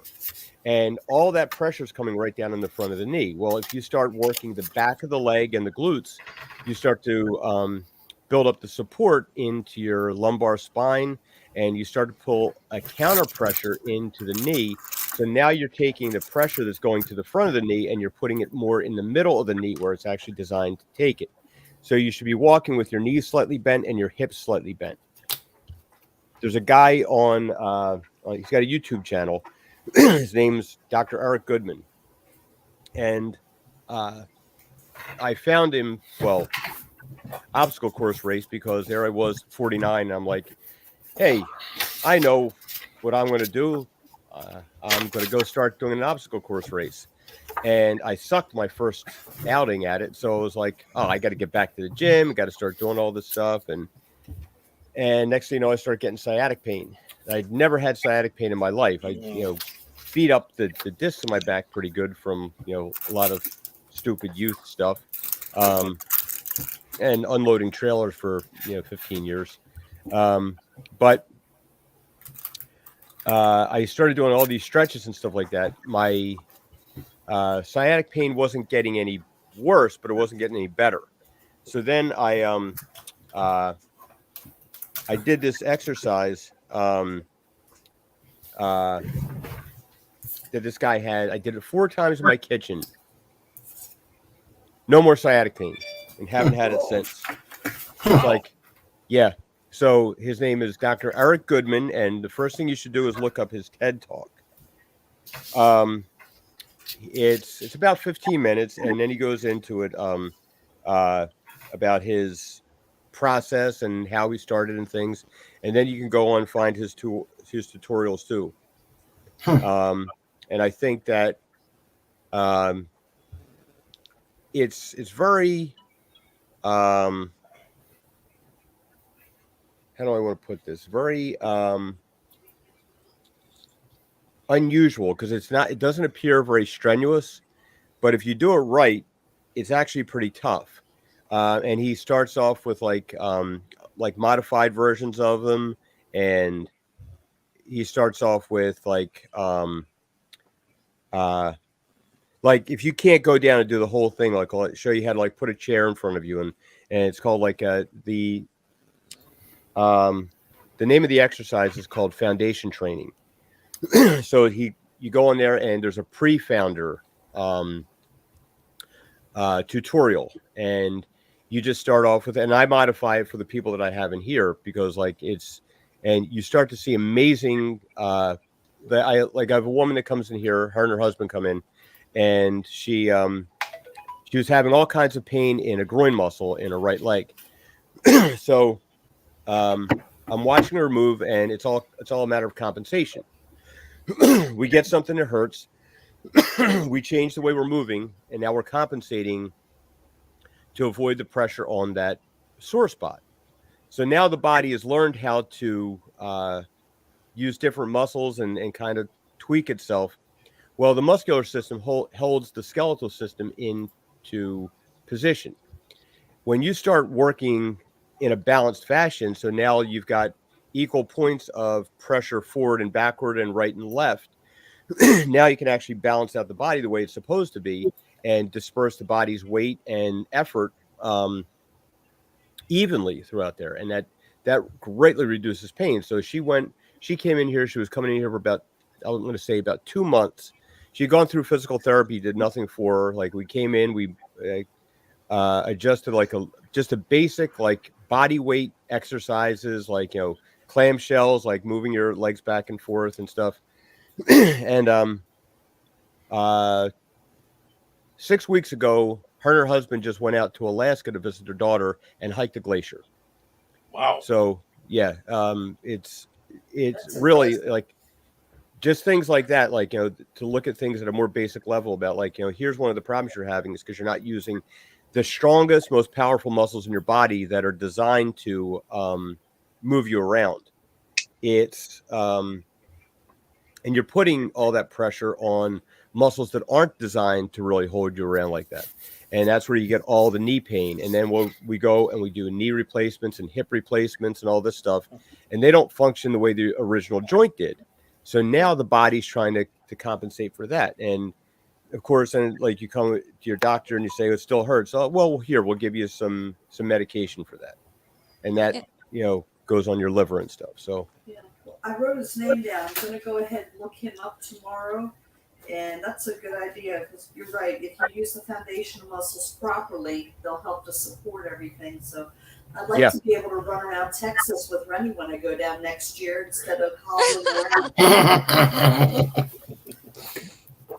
Casey Osowski says, "Great job, Andy, but be safe."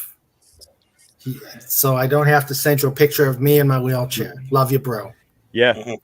Yeah. It's like, I mean, one of the things that inspired me was I was listening to this guy. He was in the military and he had hit an IED and he had lost both his legs above the knee. And he was in the hospital. I was listening to the whole podcast. He was in the hospital for over a year and just in the bed for a year and recovering from burns and everything. And so they fitted him for prosthetic legs. And now the guy goes out and he athletically competes. I mean, I look at it like that, like, hey, if this guy can, but Casey's right. I mean, it's, there's a lot of things out there that like unfortunate things are going to happen. Like, you get into an accident or something, but there's a lot of people out there that let themselves hurt themselves by trying to do things because the body's out of balance. It's like we see it all the time, especially men, because men tend to be stupid. We we do all this stuff like, oh, I can, like I got that. Parkour, for instance, that was mainly a guy thing. Yeah. It's funny because I was doing that stuff before it had a name back in the 80s.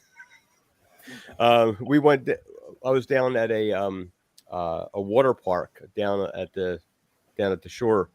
It was on the end of this pier, and I got down there in the middle of the night. My dad had a place down there. He rented out, and I was working overnights at the time, and This is probably 1986, 1987, something like that. And so it's before cell phones, everything. So I got home from work and I went to bed to get up, just take a little crash for a couple hours. My dad said, all right, well, I got to call them at about 11 o'clock and find out my room number and stuff like that. I'm going to be leaving here, call me and I'll let you know what room number I'm staying in. And, you can come down for the weekend. Because I finally had a weekend off. It never happened. So I lay down, I sleep through like 3 alarms, and I wake up at like 10 o'clock at night. So I'm like, great. So I'm like, ooh, I'll call down to the front desk and find out. Yeah, they closed at 9. And I'm like, hey, you know what? The place where he stays, like your parking spot in there has your room number on it. I'll just go down there, I'll knock on his door. Yeah, he'll be pissed that I woke him up, but he's my dad. He'll be fine with it. So get all the way down there and he's parked on the street. So I go for a walk down the beach and it's like 3 o'clock in the morning and I'm looking at all these like water slides and stuff like that. So of course what I do, I start climbing on it. I'm climbing on the scaffolding structures underneath them and stuff like that. Like, of course, later I'm looking at this, like, you know what? I'm probably about 50 feet in the air. If I had fallen, I'd be dead. Nobody's going to find me until like 6 o'clock in the morning. But yeah, I was climbing all over everything and doing all that stuff, 30 some years ago. Then they come out with a name for it and like, oh, wow, how about that? Of course, I didn't do all the stuff that these guys do, which, is a lot of fun. Cool. Legata says, life news advice. A man's wife came home from Walmart complaining about the cashier being a total bitch. He asked her if she was at the self-checkout. And that, officer, is how the fight started. Oh, my goodness. Oh, my goodness. Yes. Sounds like an Andy Cap moment. Yeah. Oh, I remember that comic. Oh, that's still going on. That comic's still going on. Oh yeah, it's still going on. Ridge's not with us no more, but the comic's still going. Yeah. Oh. And I am not even going to try to say this. Koyani's Katsi. Life out of balance, and boy, is life ever out of balance. Yeah, true. Yep. True that. Kayanisqatsi. Native American word, I believe. Oh, okay. I was going to say, it's almost looks like Sasquatch. Yeah. Could be the same people. Are we back at Walmart again? But I'm bummed. Yeah. Oh dear. So you got any other new neat stuff, Andy? I'm working on Gary Ambrosia's filled me in on some mistakes I've been making with mold making and casting. So I tried that the other night and screwed it up a little bit, but a little practice and I'll get better at that. I got my set up, my Weebly site and stuff like that, and I set up an email for people that want to get if there's Archvillain level Doomcock fans out there that want figures and stuff like that, I can put on a list, and when I get some made, I can throw them out there towards them. I'm holding out to a King Dolphin. I'm holding out for a King Dolphin. Hey, you never know who gets made. Cardinal Sin's got him. Lee from the Capable Gen, he's got one of himself. It's I don't just go for big fish and stuff like that. I look around and you know what, this one looks kind of fun. I think I'm going to try that. So he just wants one so he could play with himself on screen. I'm already at the kids' table. Got to live for it now. Yeah, I do have a couple commissions. Mikey hired me to make a figure of Purple Valkyrie for her, so I'll be doing that. And I have one of Trunk 3PO's fans wants me to make a figure for him I probably shouldn't be saying that, for Nobody's allowed to say anything about that. So. Oh no! But I'm for his surprised birthday. people aren't requesting Critical Drinker. It's funny because I won't. I was actually making a figure of like a guy with a gas mask from Mauler. Nice. And that just kind of got put on hold a little bit because it's really hard to do technical stuff and to get it perfectly symmetrical. Things look like machinery. That's kind of tough. But I'm actually working on something like that. And Critical Drinker I want to put on the list, but I won't sell these things to anybody without permission from that person. Oh, that's really cool, Andy. Yeah. Well, I mean, that would be kind of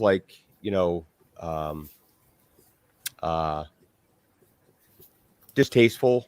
I mean, my biggest thing is when I did the Doomcock figure, everybody was oh my God, I want one. Well, I can't just go putting these things out there because there's a lot of people that hate Doomcock, and I don't want to have somebody, defiling it on camera, oh, look what I did. So this way. Yeah.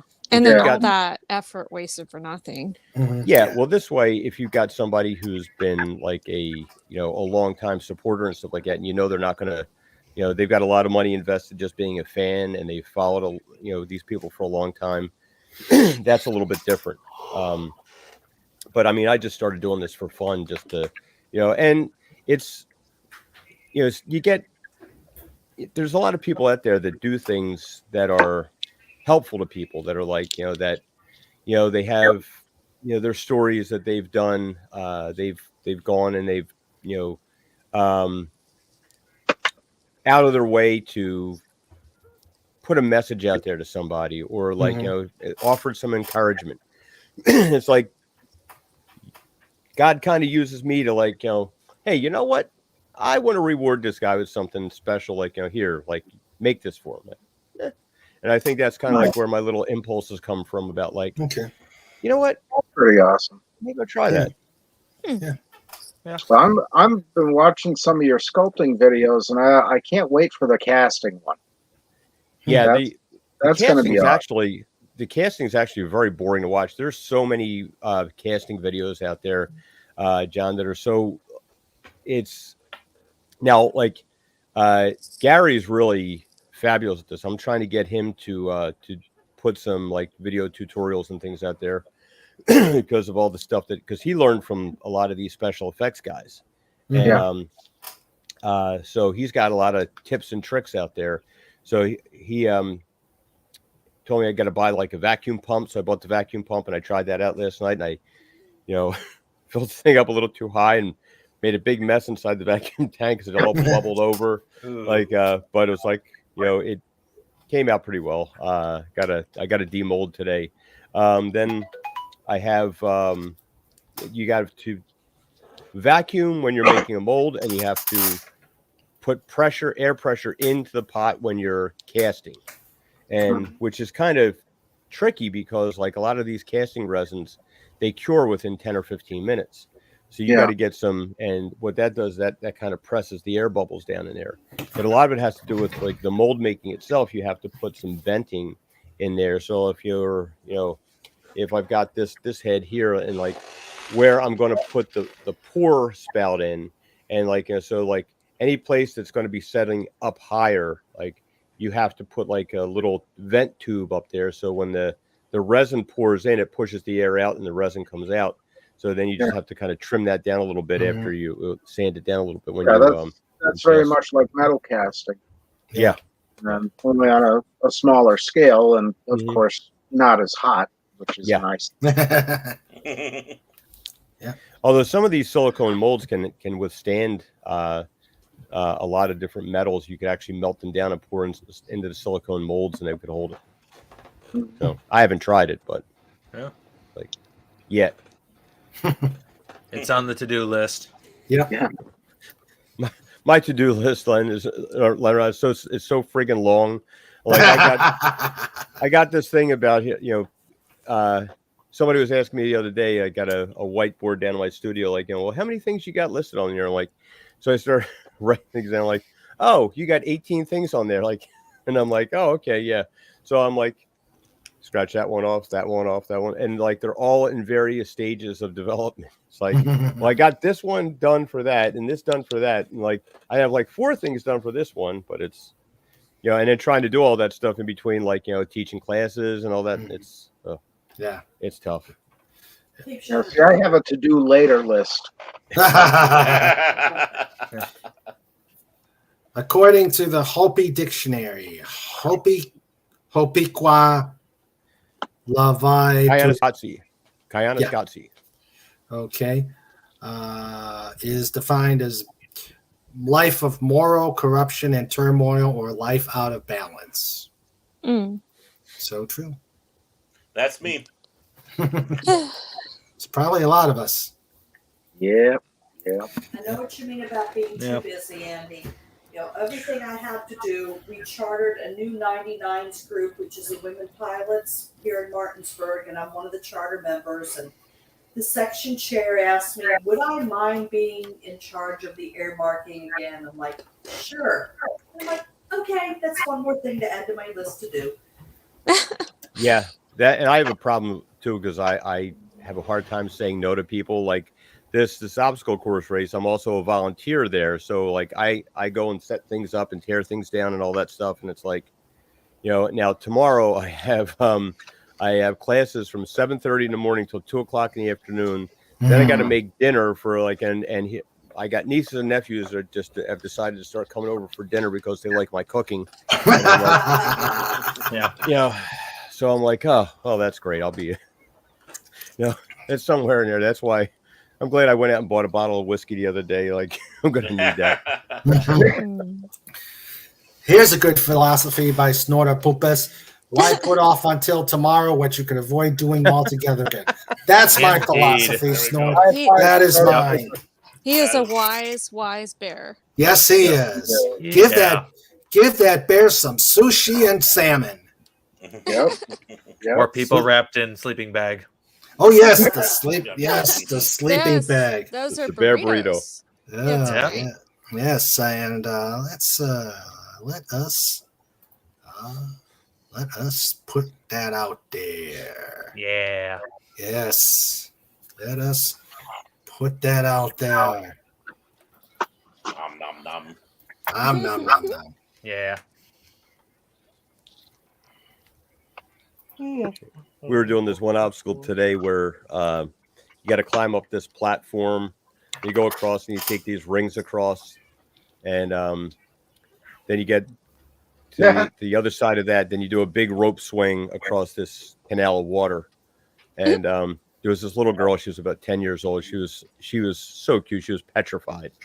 So my daughter went like right into coach mode and climbed up there with her and and encouraged her and got her across the thing, and I ran around the other side. Me and her dad were there waiting to catch her when she swung over. So cool.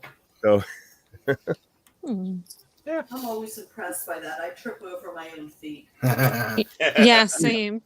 Well, last year I was doing this, and I'm always running back. We usually have like 3 or 4 kids that do this with us, and so we had the one little girl. I also teach her. She's 10, but she's tiny, and she needed help with the rings. So I was over there catching somebody else, and then I'm like, they're calling me over there to go help her, and so somebody else relieved me on the catching station.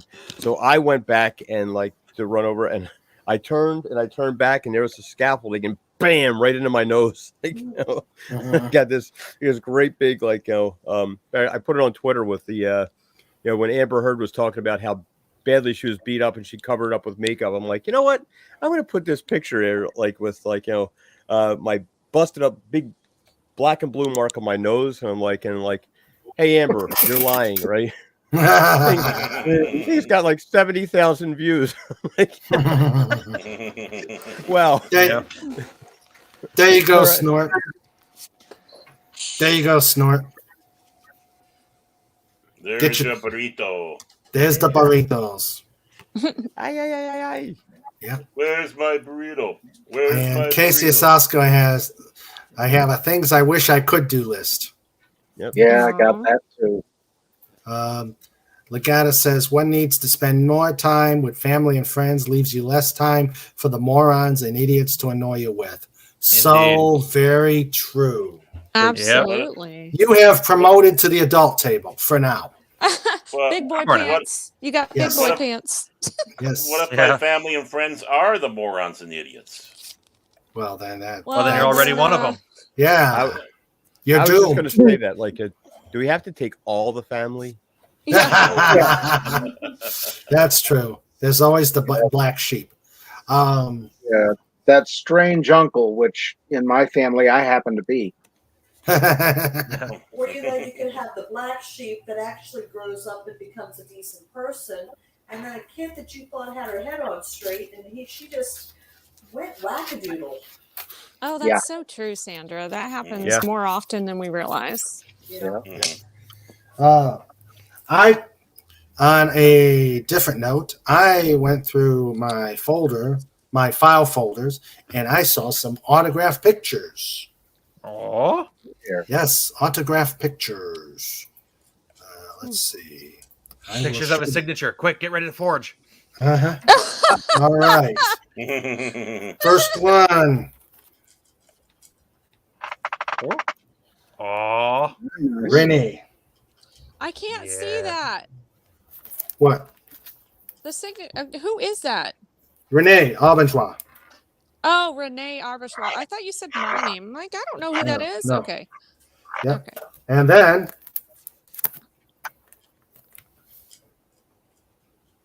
nice. Oh, John Clycus. Yes.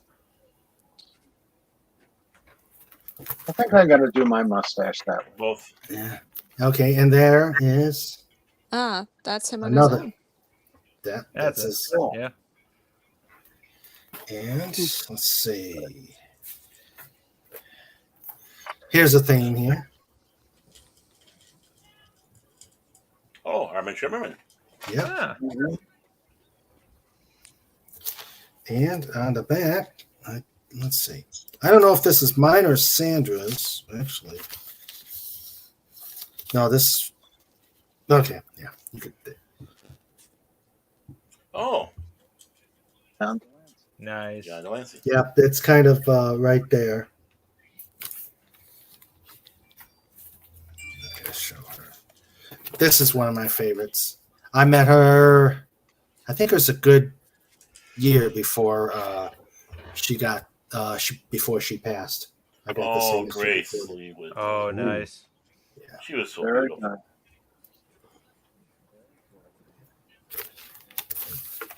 Those are mine.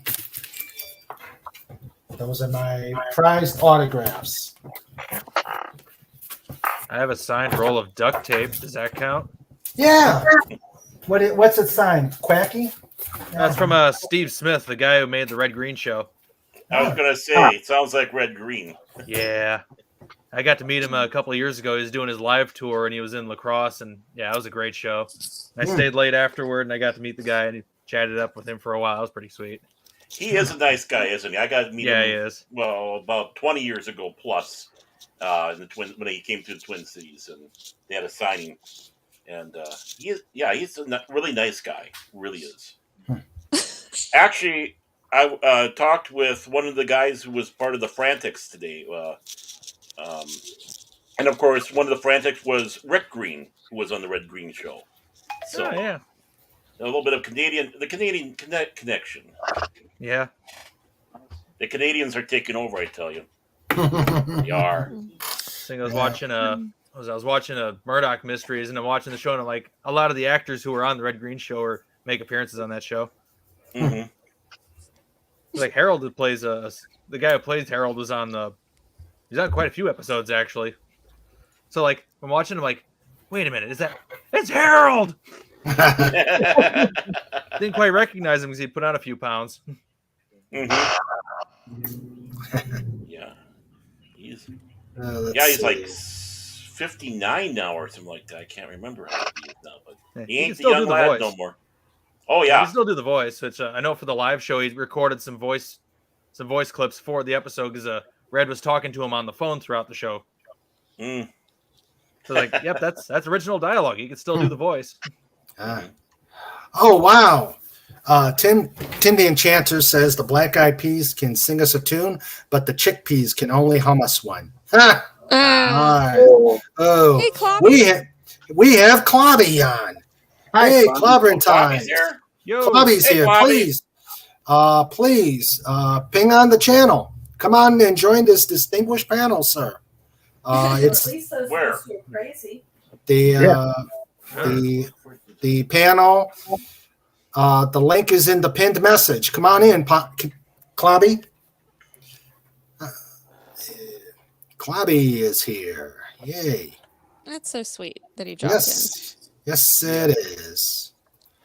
From his superhero duties. Yes. Keeping us safe. After, even as he preps for the Star Trek show tonight, please come on to see Clobby and Raquel Briggs talk about Star Trek. They're doing the Next Generation. Let's see. I've been kind of doing the same thing with Master Paul on his Tuesday night treks. There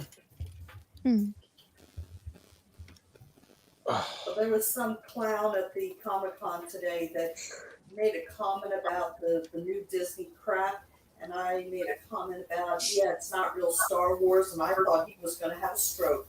Okay. That would have been funny. Yeah, you could have been like one of those people that like films it on your phone and then like it goes viral. Yeah. I was This person was mean to me. She was my hero. She was my hero. I don't think I was at the table when she did it. Yeah, Clobby's got to lurk and head out before his show. But but everybody, please subscribe to Clobber Times. I wonder if I've got him on the link. I will be. He's really nice, and he knows his stuff. Yes, he does. Mm-hmm. Both of them. They both know their stuff. That's right. Yes, right. they do. Let's see. I want to check my stream elements, see if I got them on there. Actually, Sandra got that in the private chat there. I also just posted in the Okay. Right. Yep. Okay. All right. Thank you. Thank you, Sandra. Because I'm a dummy and posted the wrong place first. Hashtag wrong chat.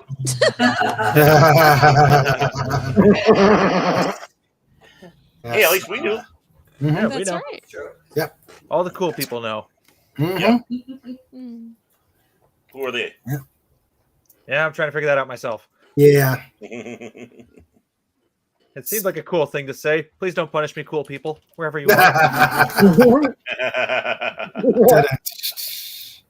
Oh, thanks, Clobby. That's very sweet.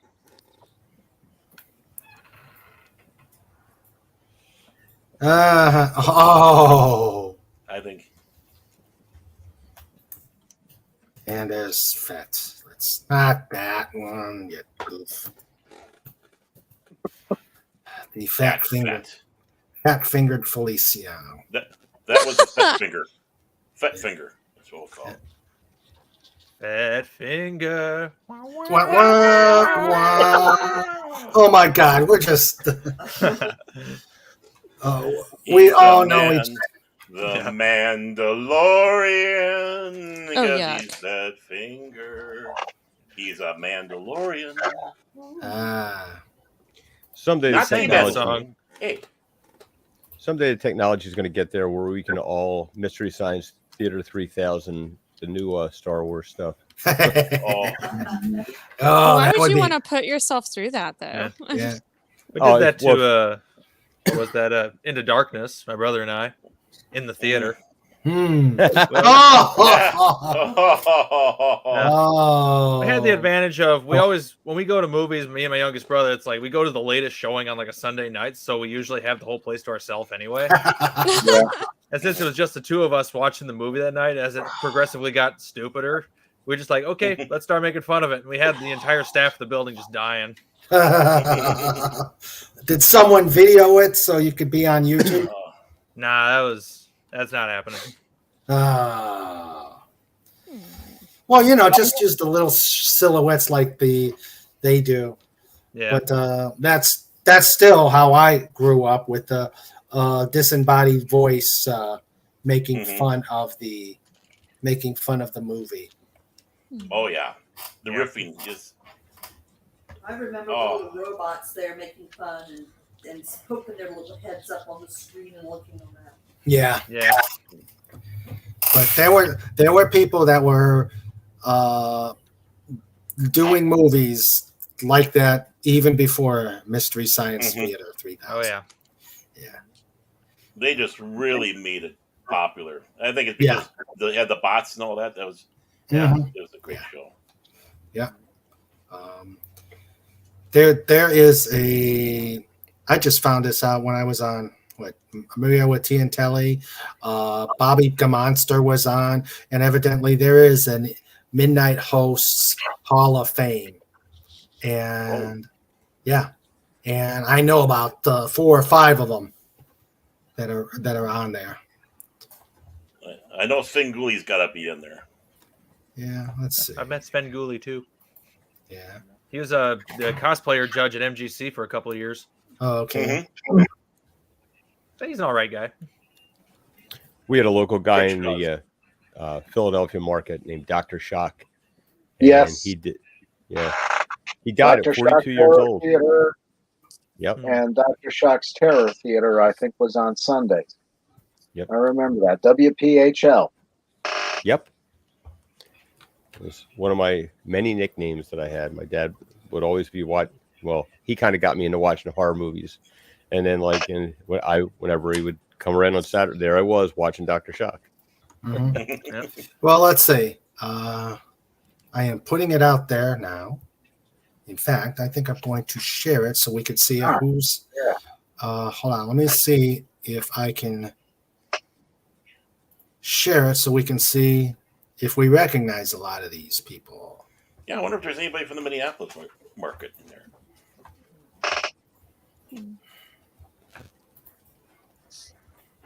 Let's see here. We had a guy here. It wasn't at midnight, but it was during the day. It was Mel's Matinee Movies. Always had the Godzilla films and such. Okay. Okay, here we are. Let's see. I don't know anybody in. There they are. Yep. There they are. The MST 3K got on. Yep. And Count Floyd up there from SCTV. Okay. Let's see. Oh, Bobby Gamonster. He's on YouTube. Let's see. If I'm going too fast.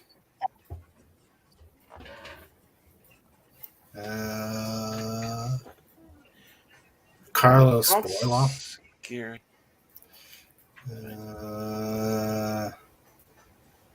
No, my people aren't late. The ones I know aren't later till later on.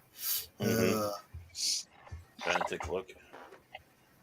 El Sapo de Tempesto. Must be a Mexican movie. Al Lewis was a monster movie host? Who? Al Lewis, Grandpa from the Munsters. Oh yeah. Oh yeah, he did. Yeah, he did one for a while. Mm-hmm. Where's that at? That's in the 2014 inductees. Oh, okay. Let's see. Gulita. Let's see. No, my people are old. So are you. Wow. Oh, damn. Damn. That hurt. Let's see. Right. Jim the Colonel Clink. Yeah, I see. Yeah. Oh, they got Trace in there. Who? Trace Buelow, MST3K. Oh, okay, Forrester. Yeah. Okay. 2015. Bob Wells, Houlihan, I know him. He's from Cleveland, or was originally from Cleveland. And Big Chuck. Up there's Trace. Mm-hmm. Okay. Gilbert Godfrey. Joel Hodgson from MS3. Rhonda Shear from Up All Night. Superhost.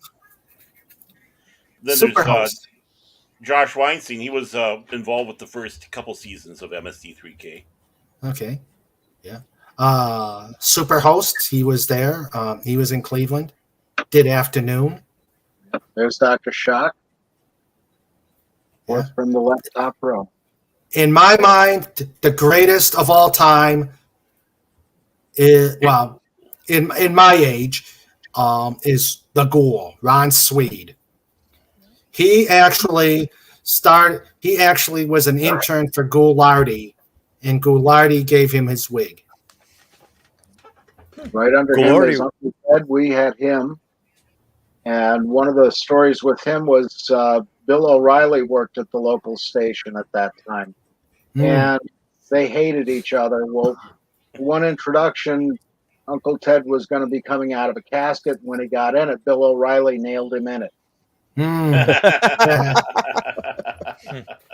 There's Sven Gulli, not that I care. Let's see. I had a guy. Say again? When I was in college, I had a guy. I was working overnight in the supermarket, and there was this frozen food guy that like started screwing with this guy, Roger. Roger was a little screwy, so Roger waited till he went inside of his frozen food locker, shut the door, and parked a pallet full of sugar in front of it, and left. He left the building, didn't tell anybody he was there. So, about like 40 minutes later, this guy was pounding on his door like constantly. So you hear this somebody was walking by and they heard this very like slow thump. So he opened them up and the guy's there like half frozen. There's Elvira. Yeah.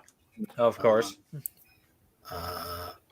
Dr. Paul Bearer. I'm sure WWE had a problem with that one.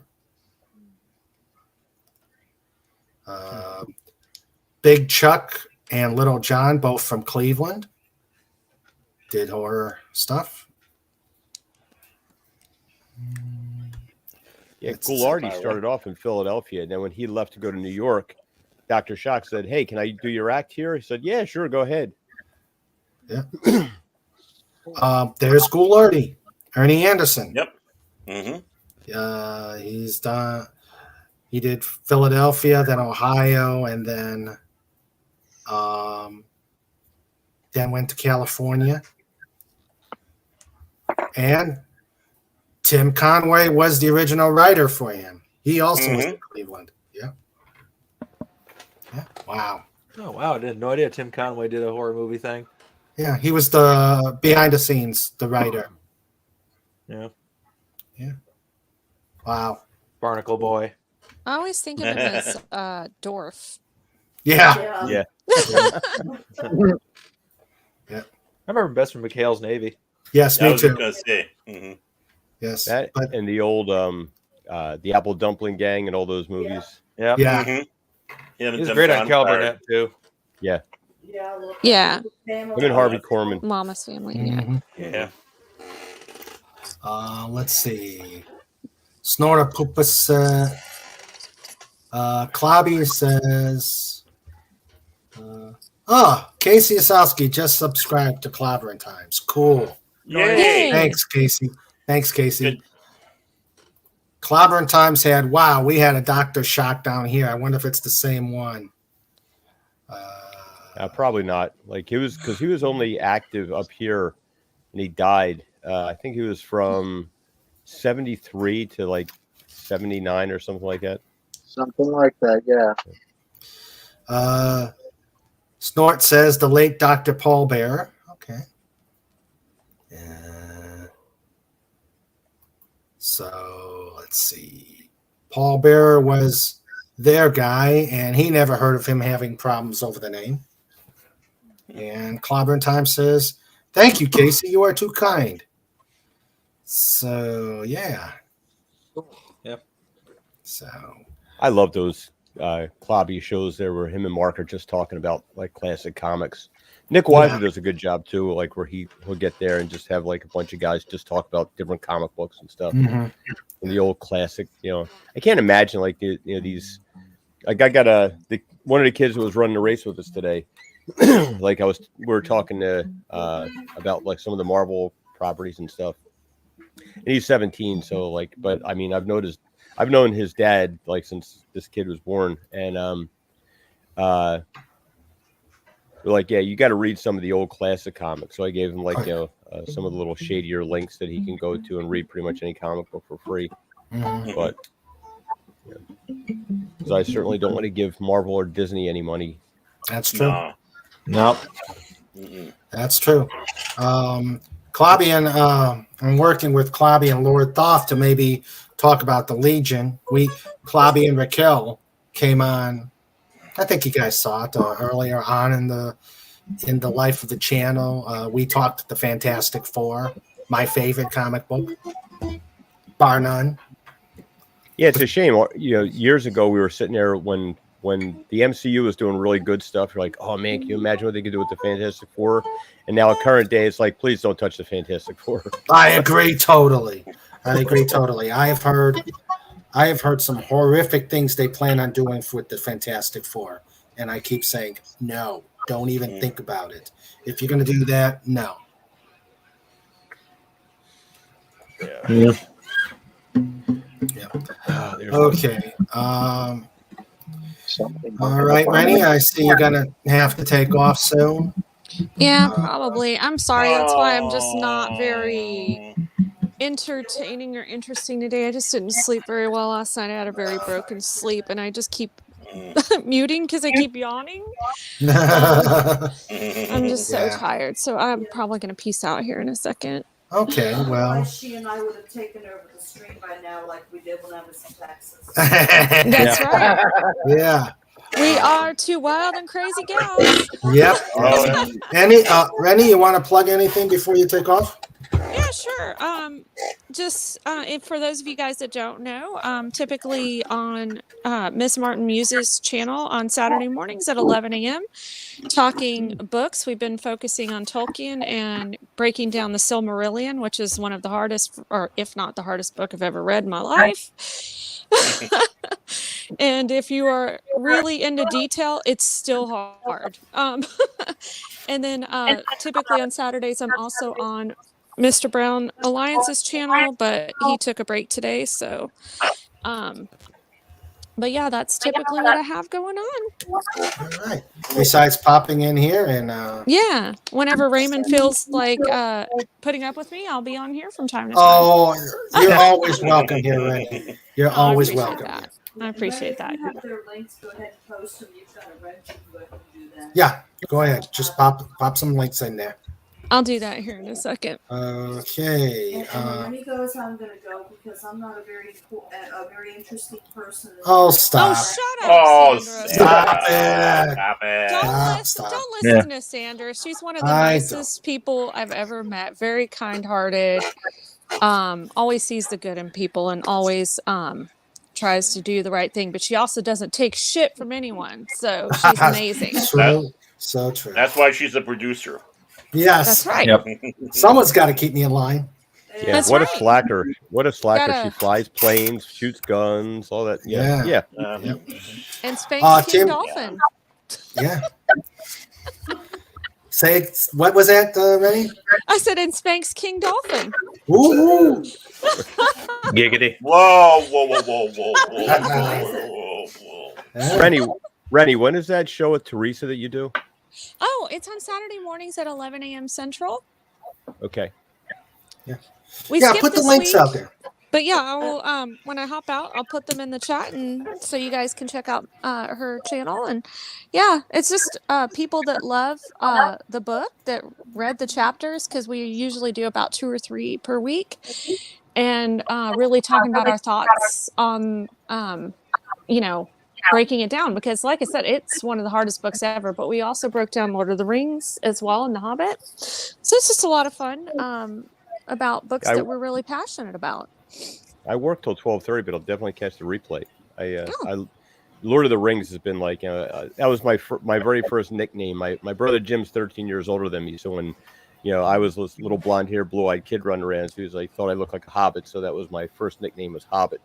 And then then I was like 10 years old when the animated Hobbit came out, and then and I started reading the books, playing Dungeons and Dragons and all that stuff, and I was hooked on Tolkien. Like one of the coolest things, we went to the University of Pennsylvania. They had this life-size puppet show of Lord of the Rings.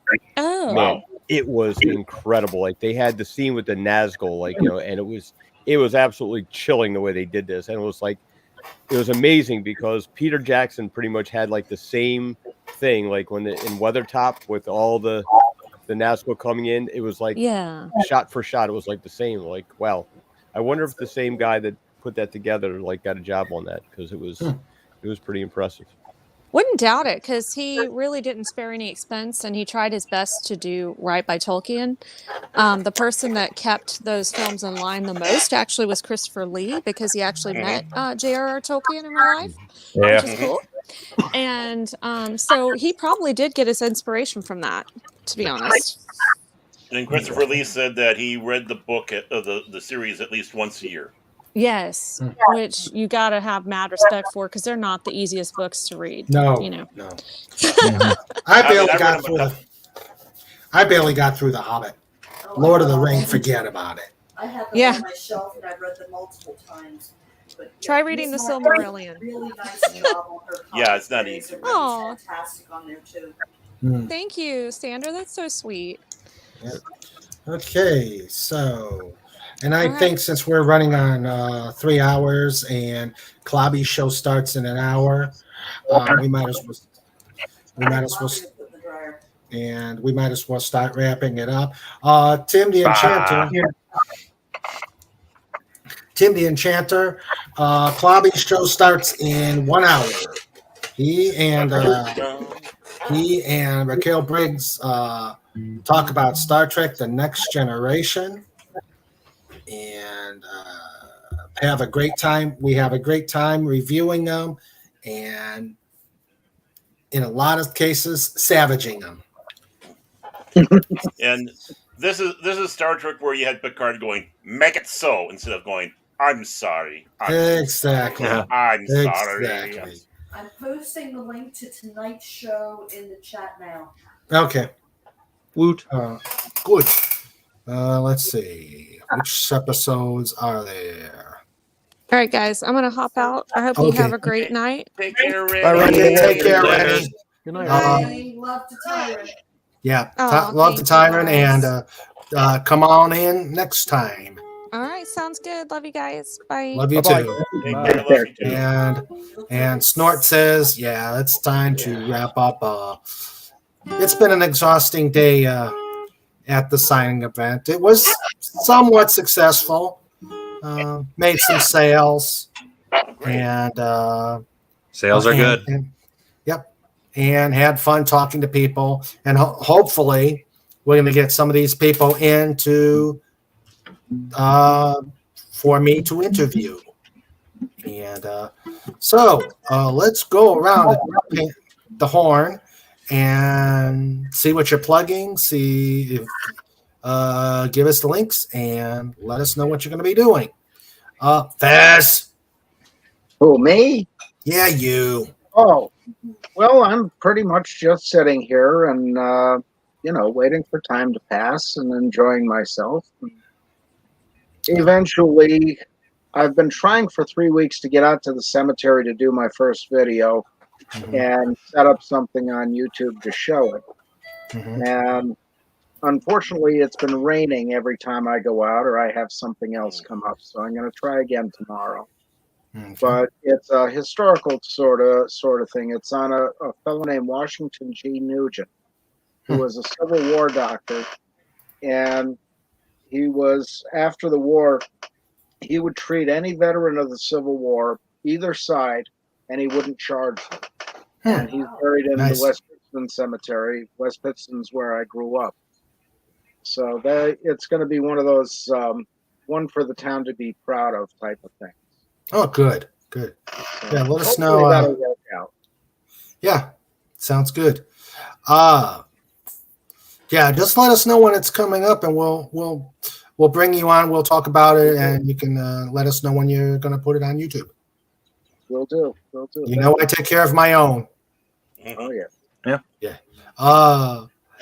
Baron, you. Oh my schedule keeps on getting busier and busier. It seems like I'm going to try to do a show, of course, Wednesdays at 9:00 Central Standard Time. I still don't have a guest lined up, so I need to try to corral somebody for that. But well, I wish you could do a little earlier because I go to work. Yeah, I wish I could too. Unfortunately, it works with my work schedule. That's the problem. I got that 11 to 7:30, so it's like, So I'd love to be able to do a show a little earlier than that. But you never We'll figure something out. Yeah, definitely. But of course, you can catch me Saturday mornings for Pulp Culture Minefield Saturday morning fun show with Gary and Keith. That's usually at noon on Saturdays. Central Standard Time. Tuesday Night Treks, 8:00 Central Standard Time at Master Paul's channel, the Star Wars Guys. We've been doing Tuesday Night Treks. That's my latest gig. And of course, as the name says down below, I'm one of the four kings at the Primetime Kings Sundays at 5:15 Central Standard Time, give or take. And you can catch me there every Sunday. And for the hilarity, the insanity, the craziness. So those are the things usually that I'm been going around the horn on. Well, we're glad you are part of the pod here. And oh yeah, and of course here, whenever you want me, I'm trying to come in. All right, Sandra. Hello. I'm me. I'm here. I'm always here, and I'm on Incock streams for moderating, and I don't know what else. Oh, that's fine. She keeps me out of trouble. That's a job and a half. That's a double chat. Yes. All right, Mr. Evil Genius, Fat. What's up with you? And let's get your links out there. Well, just the normal shenanigans, making memes and videos of memes and all of that good stuff. You can find me here and find me on YouTube, Twitter, Facebook, Instagram, all that good stuff. All right. And Lenrod. Well, I'm here. I'm doing stuff. I'm hanging out. And now I got a fancy new microphone. So maybe someday I'll play some music for you. Yes. We're going to have to get you. We're going to have to get you on and have us jam. Have you jam. Ooh, two of you guys. Whoa. Two of you guys. That is a nice mic. That's really nice. Yeah. It weighs a ton. Oh. It's like it's a really big microphone. Dang. Are you holding it or is it on a stand? It's on a big old boom, but it has a counterweight on it. Oh. Mm-hmm. So if we don't see him, you know what happened. He got crushed by his microphone. Yep. Yes, the microphone got him. And Andy. Laboratory of Mayhem. I make toys. I also have the Masterson's Tai Chi and Kung Fu channel that's got some fitness things on there, some exercises that can help people if you find it helpful. Good. Yes. I may go there and try and get some exercise myself. Indeed. Yes. And let's see.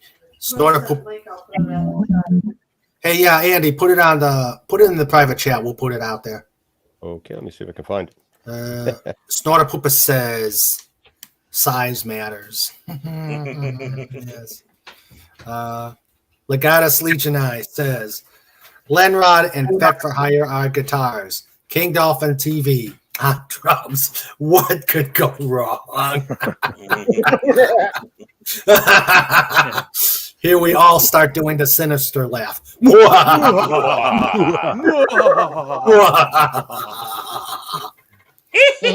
Be afraid. Be afraid, Pod. Be very afraid. But we demand $1 million. Yeah. $1 million. Mm-hmm. Zimbabwe. Yes. Love it, Darren. We are an evil bunch. We really are. Yes. And don't forget the chief evil among us. So let's go through some show notes. Yes, I agree. Comic Relief Crusader. It is a full-time job. Yep. And Snorter Poopa says evil. Yeah. And there's So lube in reverse. There's Andy's exercise channel. Cool. Let's see. So he better be looking like Richard Simonson, or I'll be disappointed. Sweating to the oldies, baby. Yeah. Yeah. Yes. Okay. Show notes. We've got one schedule change coming up this Wednesday. We're going to have the Long Coat Mafia podcast. He's a podcaster who I met at the Comic-Con. He podcasts about the usual stuff, and we'll be talking about his channel. On the 15th, we're going to have Deef's friend, Spencer Richard, also a musician. Hopefully, he'll tell us what music he does, what instrument, and let's see what fun we can get with that. On the 22nd of June, we have Captain Fandom Nerd coming on, and we'll talk and have fun. And on the 29th, this is the one that Fett's looking forward to. And we've already got a name for that one. Barbara Clay from Rocky's Ferret Rescue. Yes. The one who brought Slapshot to our lives. And Catherine and Brandy. The three most ornery ferrets I've ever known. They're ornery. The three amigos. The three amigos, yes. That show's getting a like as soon as you put it up. Oh, I know it is. I always knew that Fett was a little ferret. He maybe should be ferret for hire. Oh, we have a ferret for hire. He's done that. Yeah. Yes, he has done that. Let's see. Okay, I don't have a mariachi band. Yeah. I can play the trumpet too, so. Let's see. Yeah. I play everything except for one. There's only one instrument that I've met that I can't play. Accordion? That's my own. Actually, I have an accordion and I can play it. Did you send me that? Did you send me the ferret one? I got it. Okay, yeah. Or the ferret for hire and the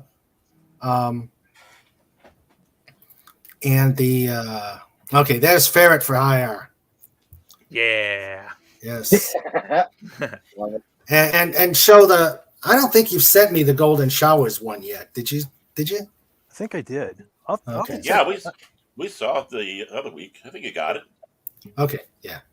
I just don't see it saved on my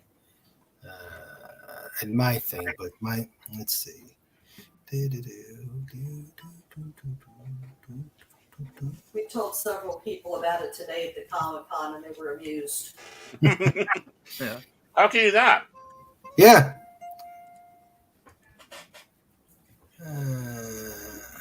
And when they saw the books, Fett, a lot of people have really liked your work. Yeah, they were really, really impressed. Yeah. Sweet. Oh, okay. I can't find it. Let me go into your. Let me go into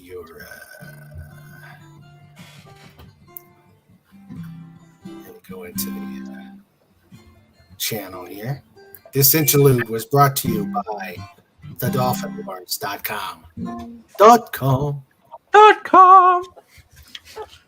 Are you talking about the Golden Showers one? Yes. Yeah. Oh, I'll definitely resend that to you. I want you to use that as the backdrop for that stream. Oh yeah, definitely. Definitely. Absolutely. Yes. Okay. It's getting close. I know I'm getting close. I know it's. Huh. I don't see it. Okay.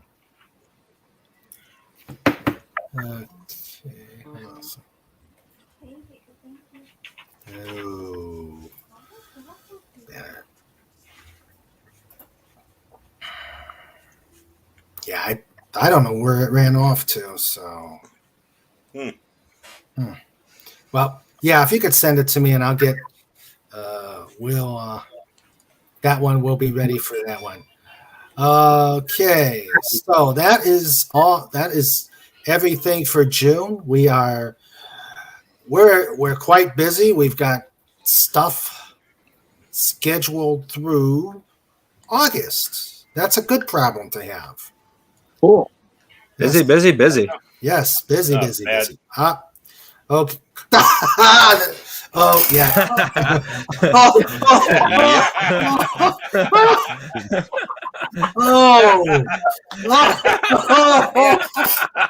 but I'm no more. I'm not there no more. Yeah. Love it.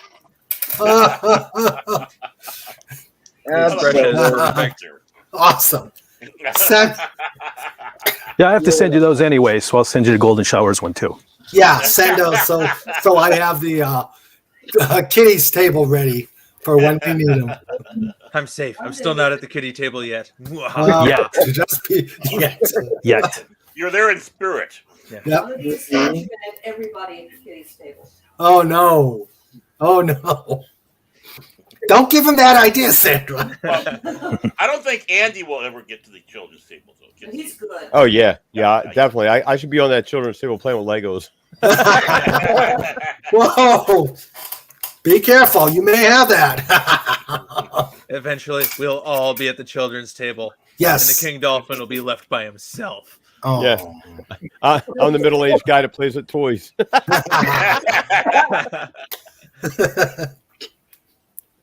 I may have to do something that'll get me on the kitties table so I don't feel all alone. Remember those old, well, I don't know if you guys are old enough, but back when my kids were little and when I was little, the teacher would sit at one part of the table and it had kind of a circular cutout, and she'd have kids sitting all around the circle.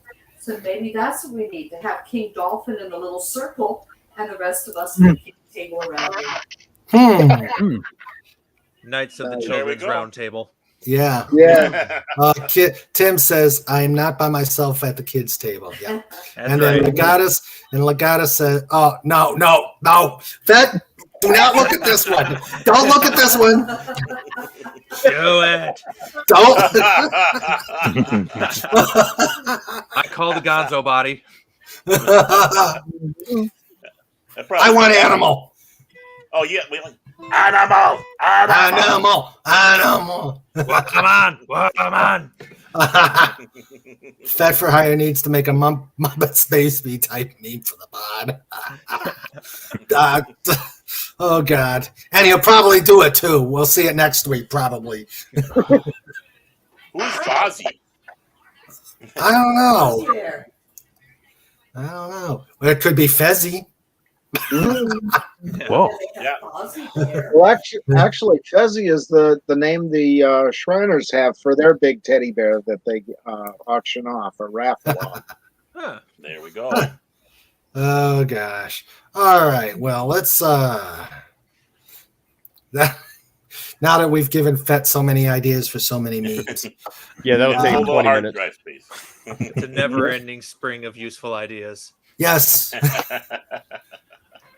And they'll be done very efficiently and quickly. All right. Well, let's start saying goodnights. And so right when Jack Lemmon arrives. Jack Lemmon. Timing. We'll have to go another hour. No choice. I wish. I've been up since and I had to be with people. Ooh, people. Yes. Ooh. Saw a car the other day drive by with a license plate that said "You people" on it. It's like EWWPPL. It's like, yep, I approve. Yeah. All right. So thank you to the amazing panel. Thank you guys again for coming on. Fez, the Baron, Fed for Hire, Leadenrod, Sandra and Rennie, the Go Gals, and Andy Masterson. Thank you very much for coming on the panel and helping to entertain us all. And the Wrench Team Supreme, Legatus Legionii, and yes, I've been admiring those Star Wars figures the whole stream. yes. Legatus Legionii. And then, okay, cue Jaws music. That is a big Vader. Bum, bum.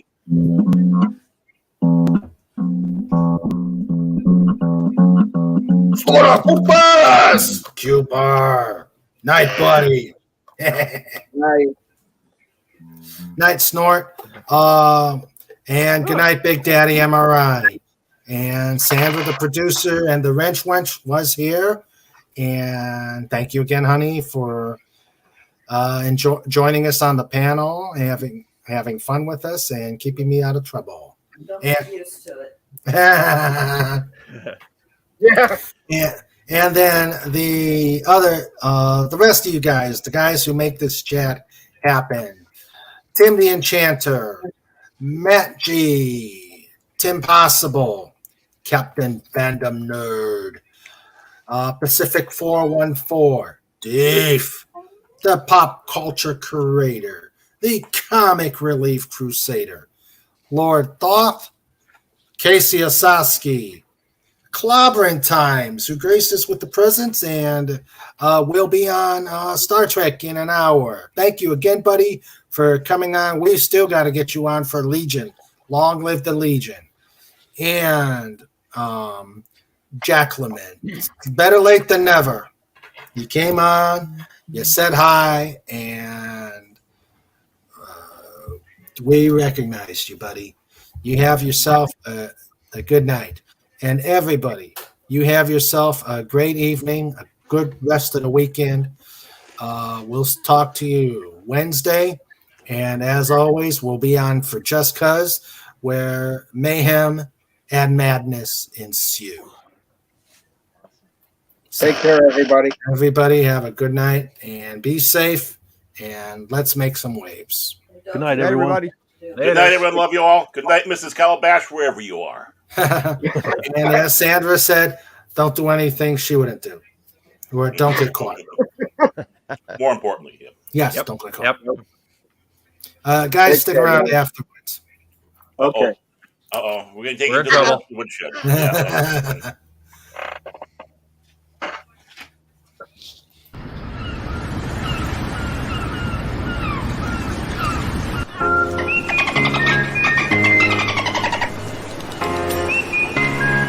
This segment is brought to you by TheDolphinBoys.com.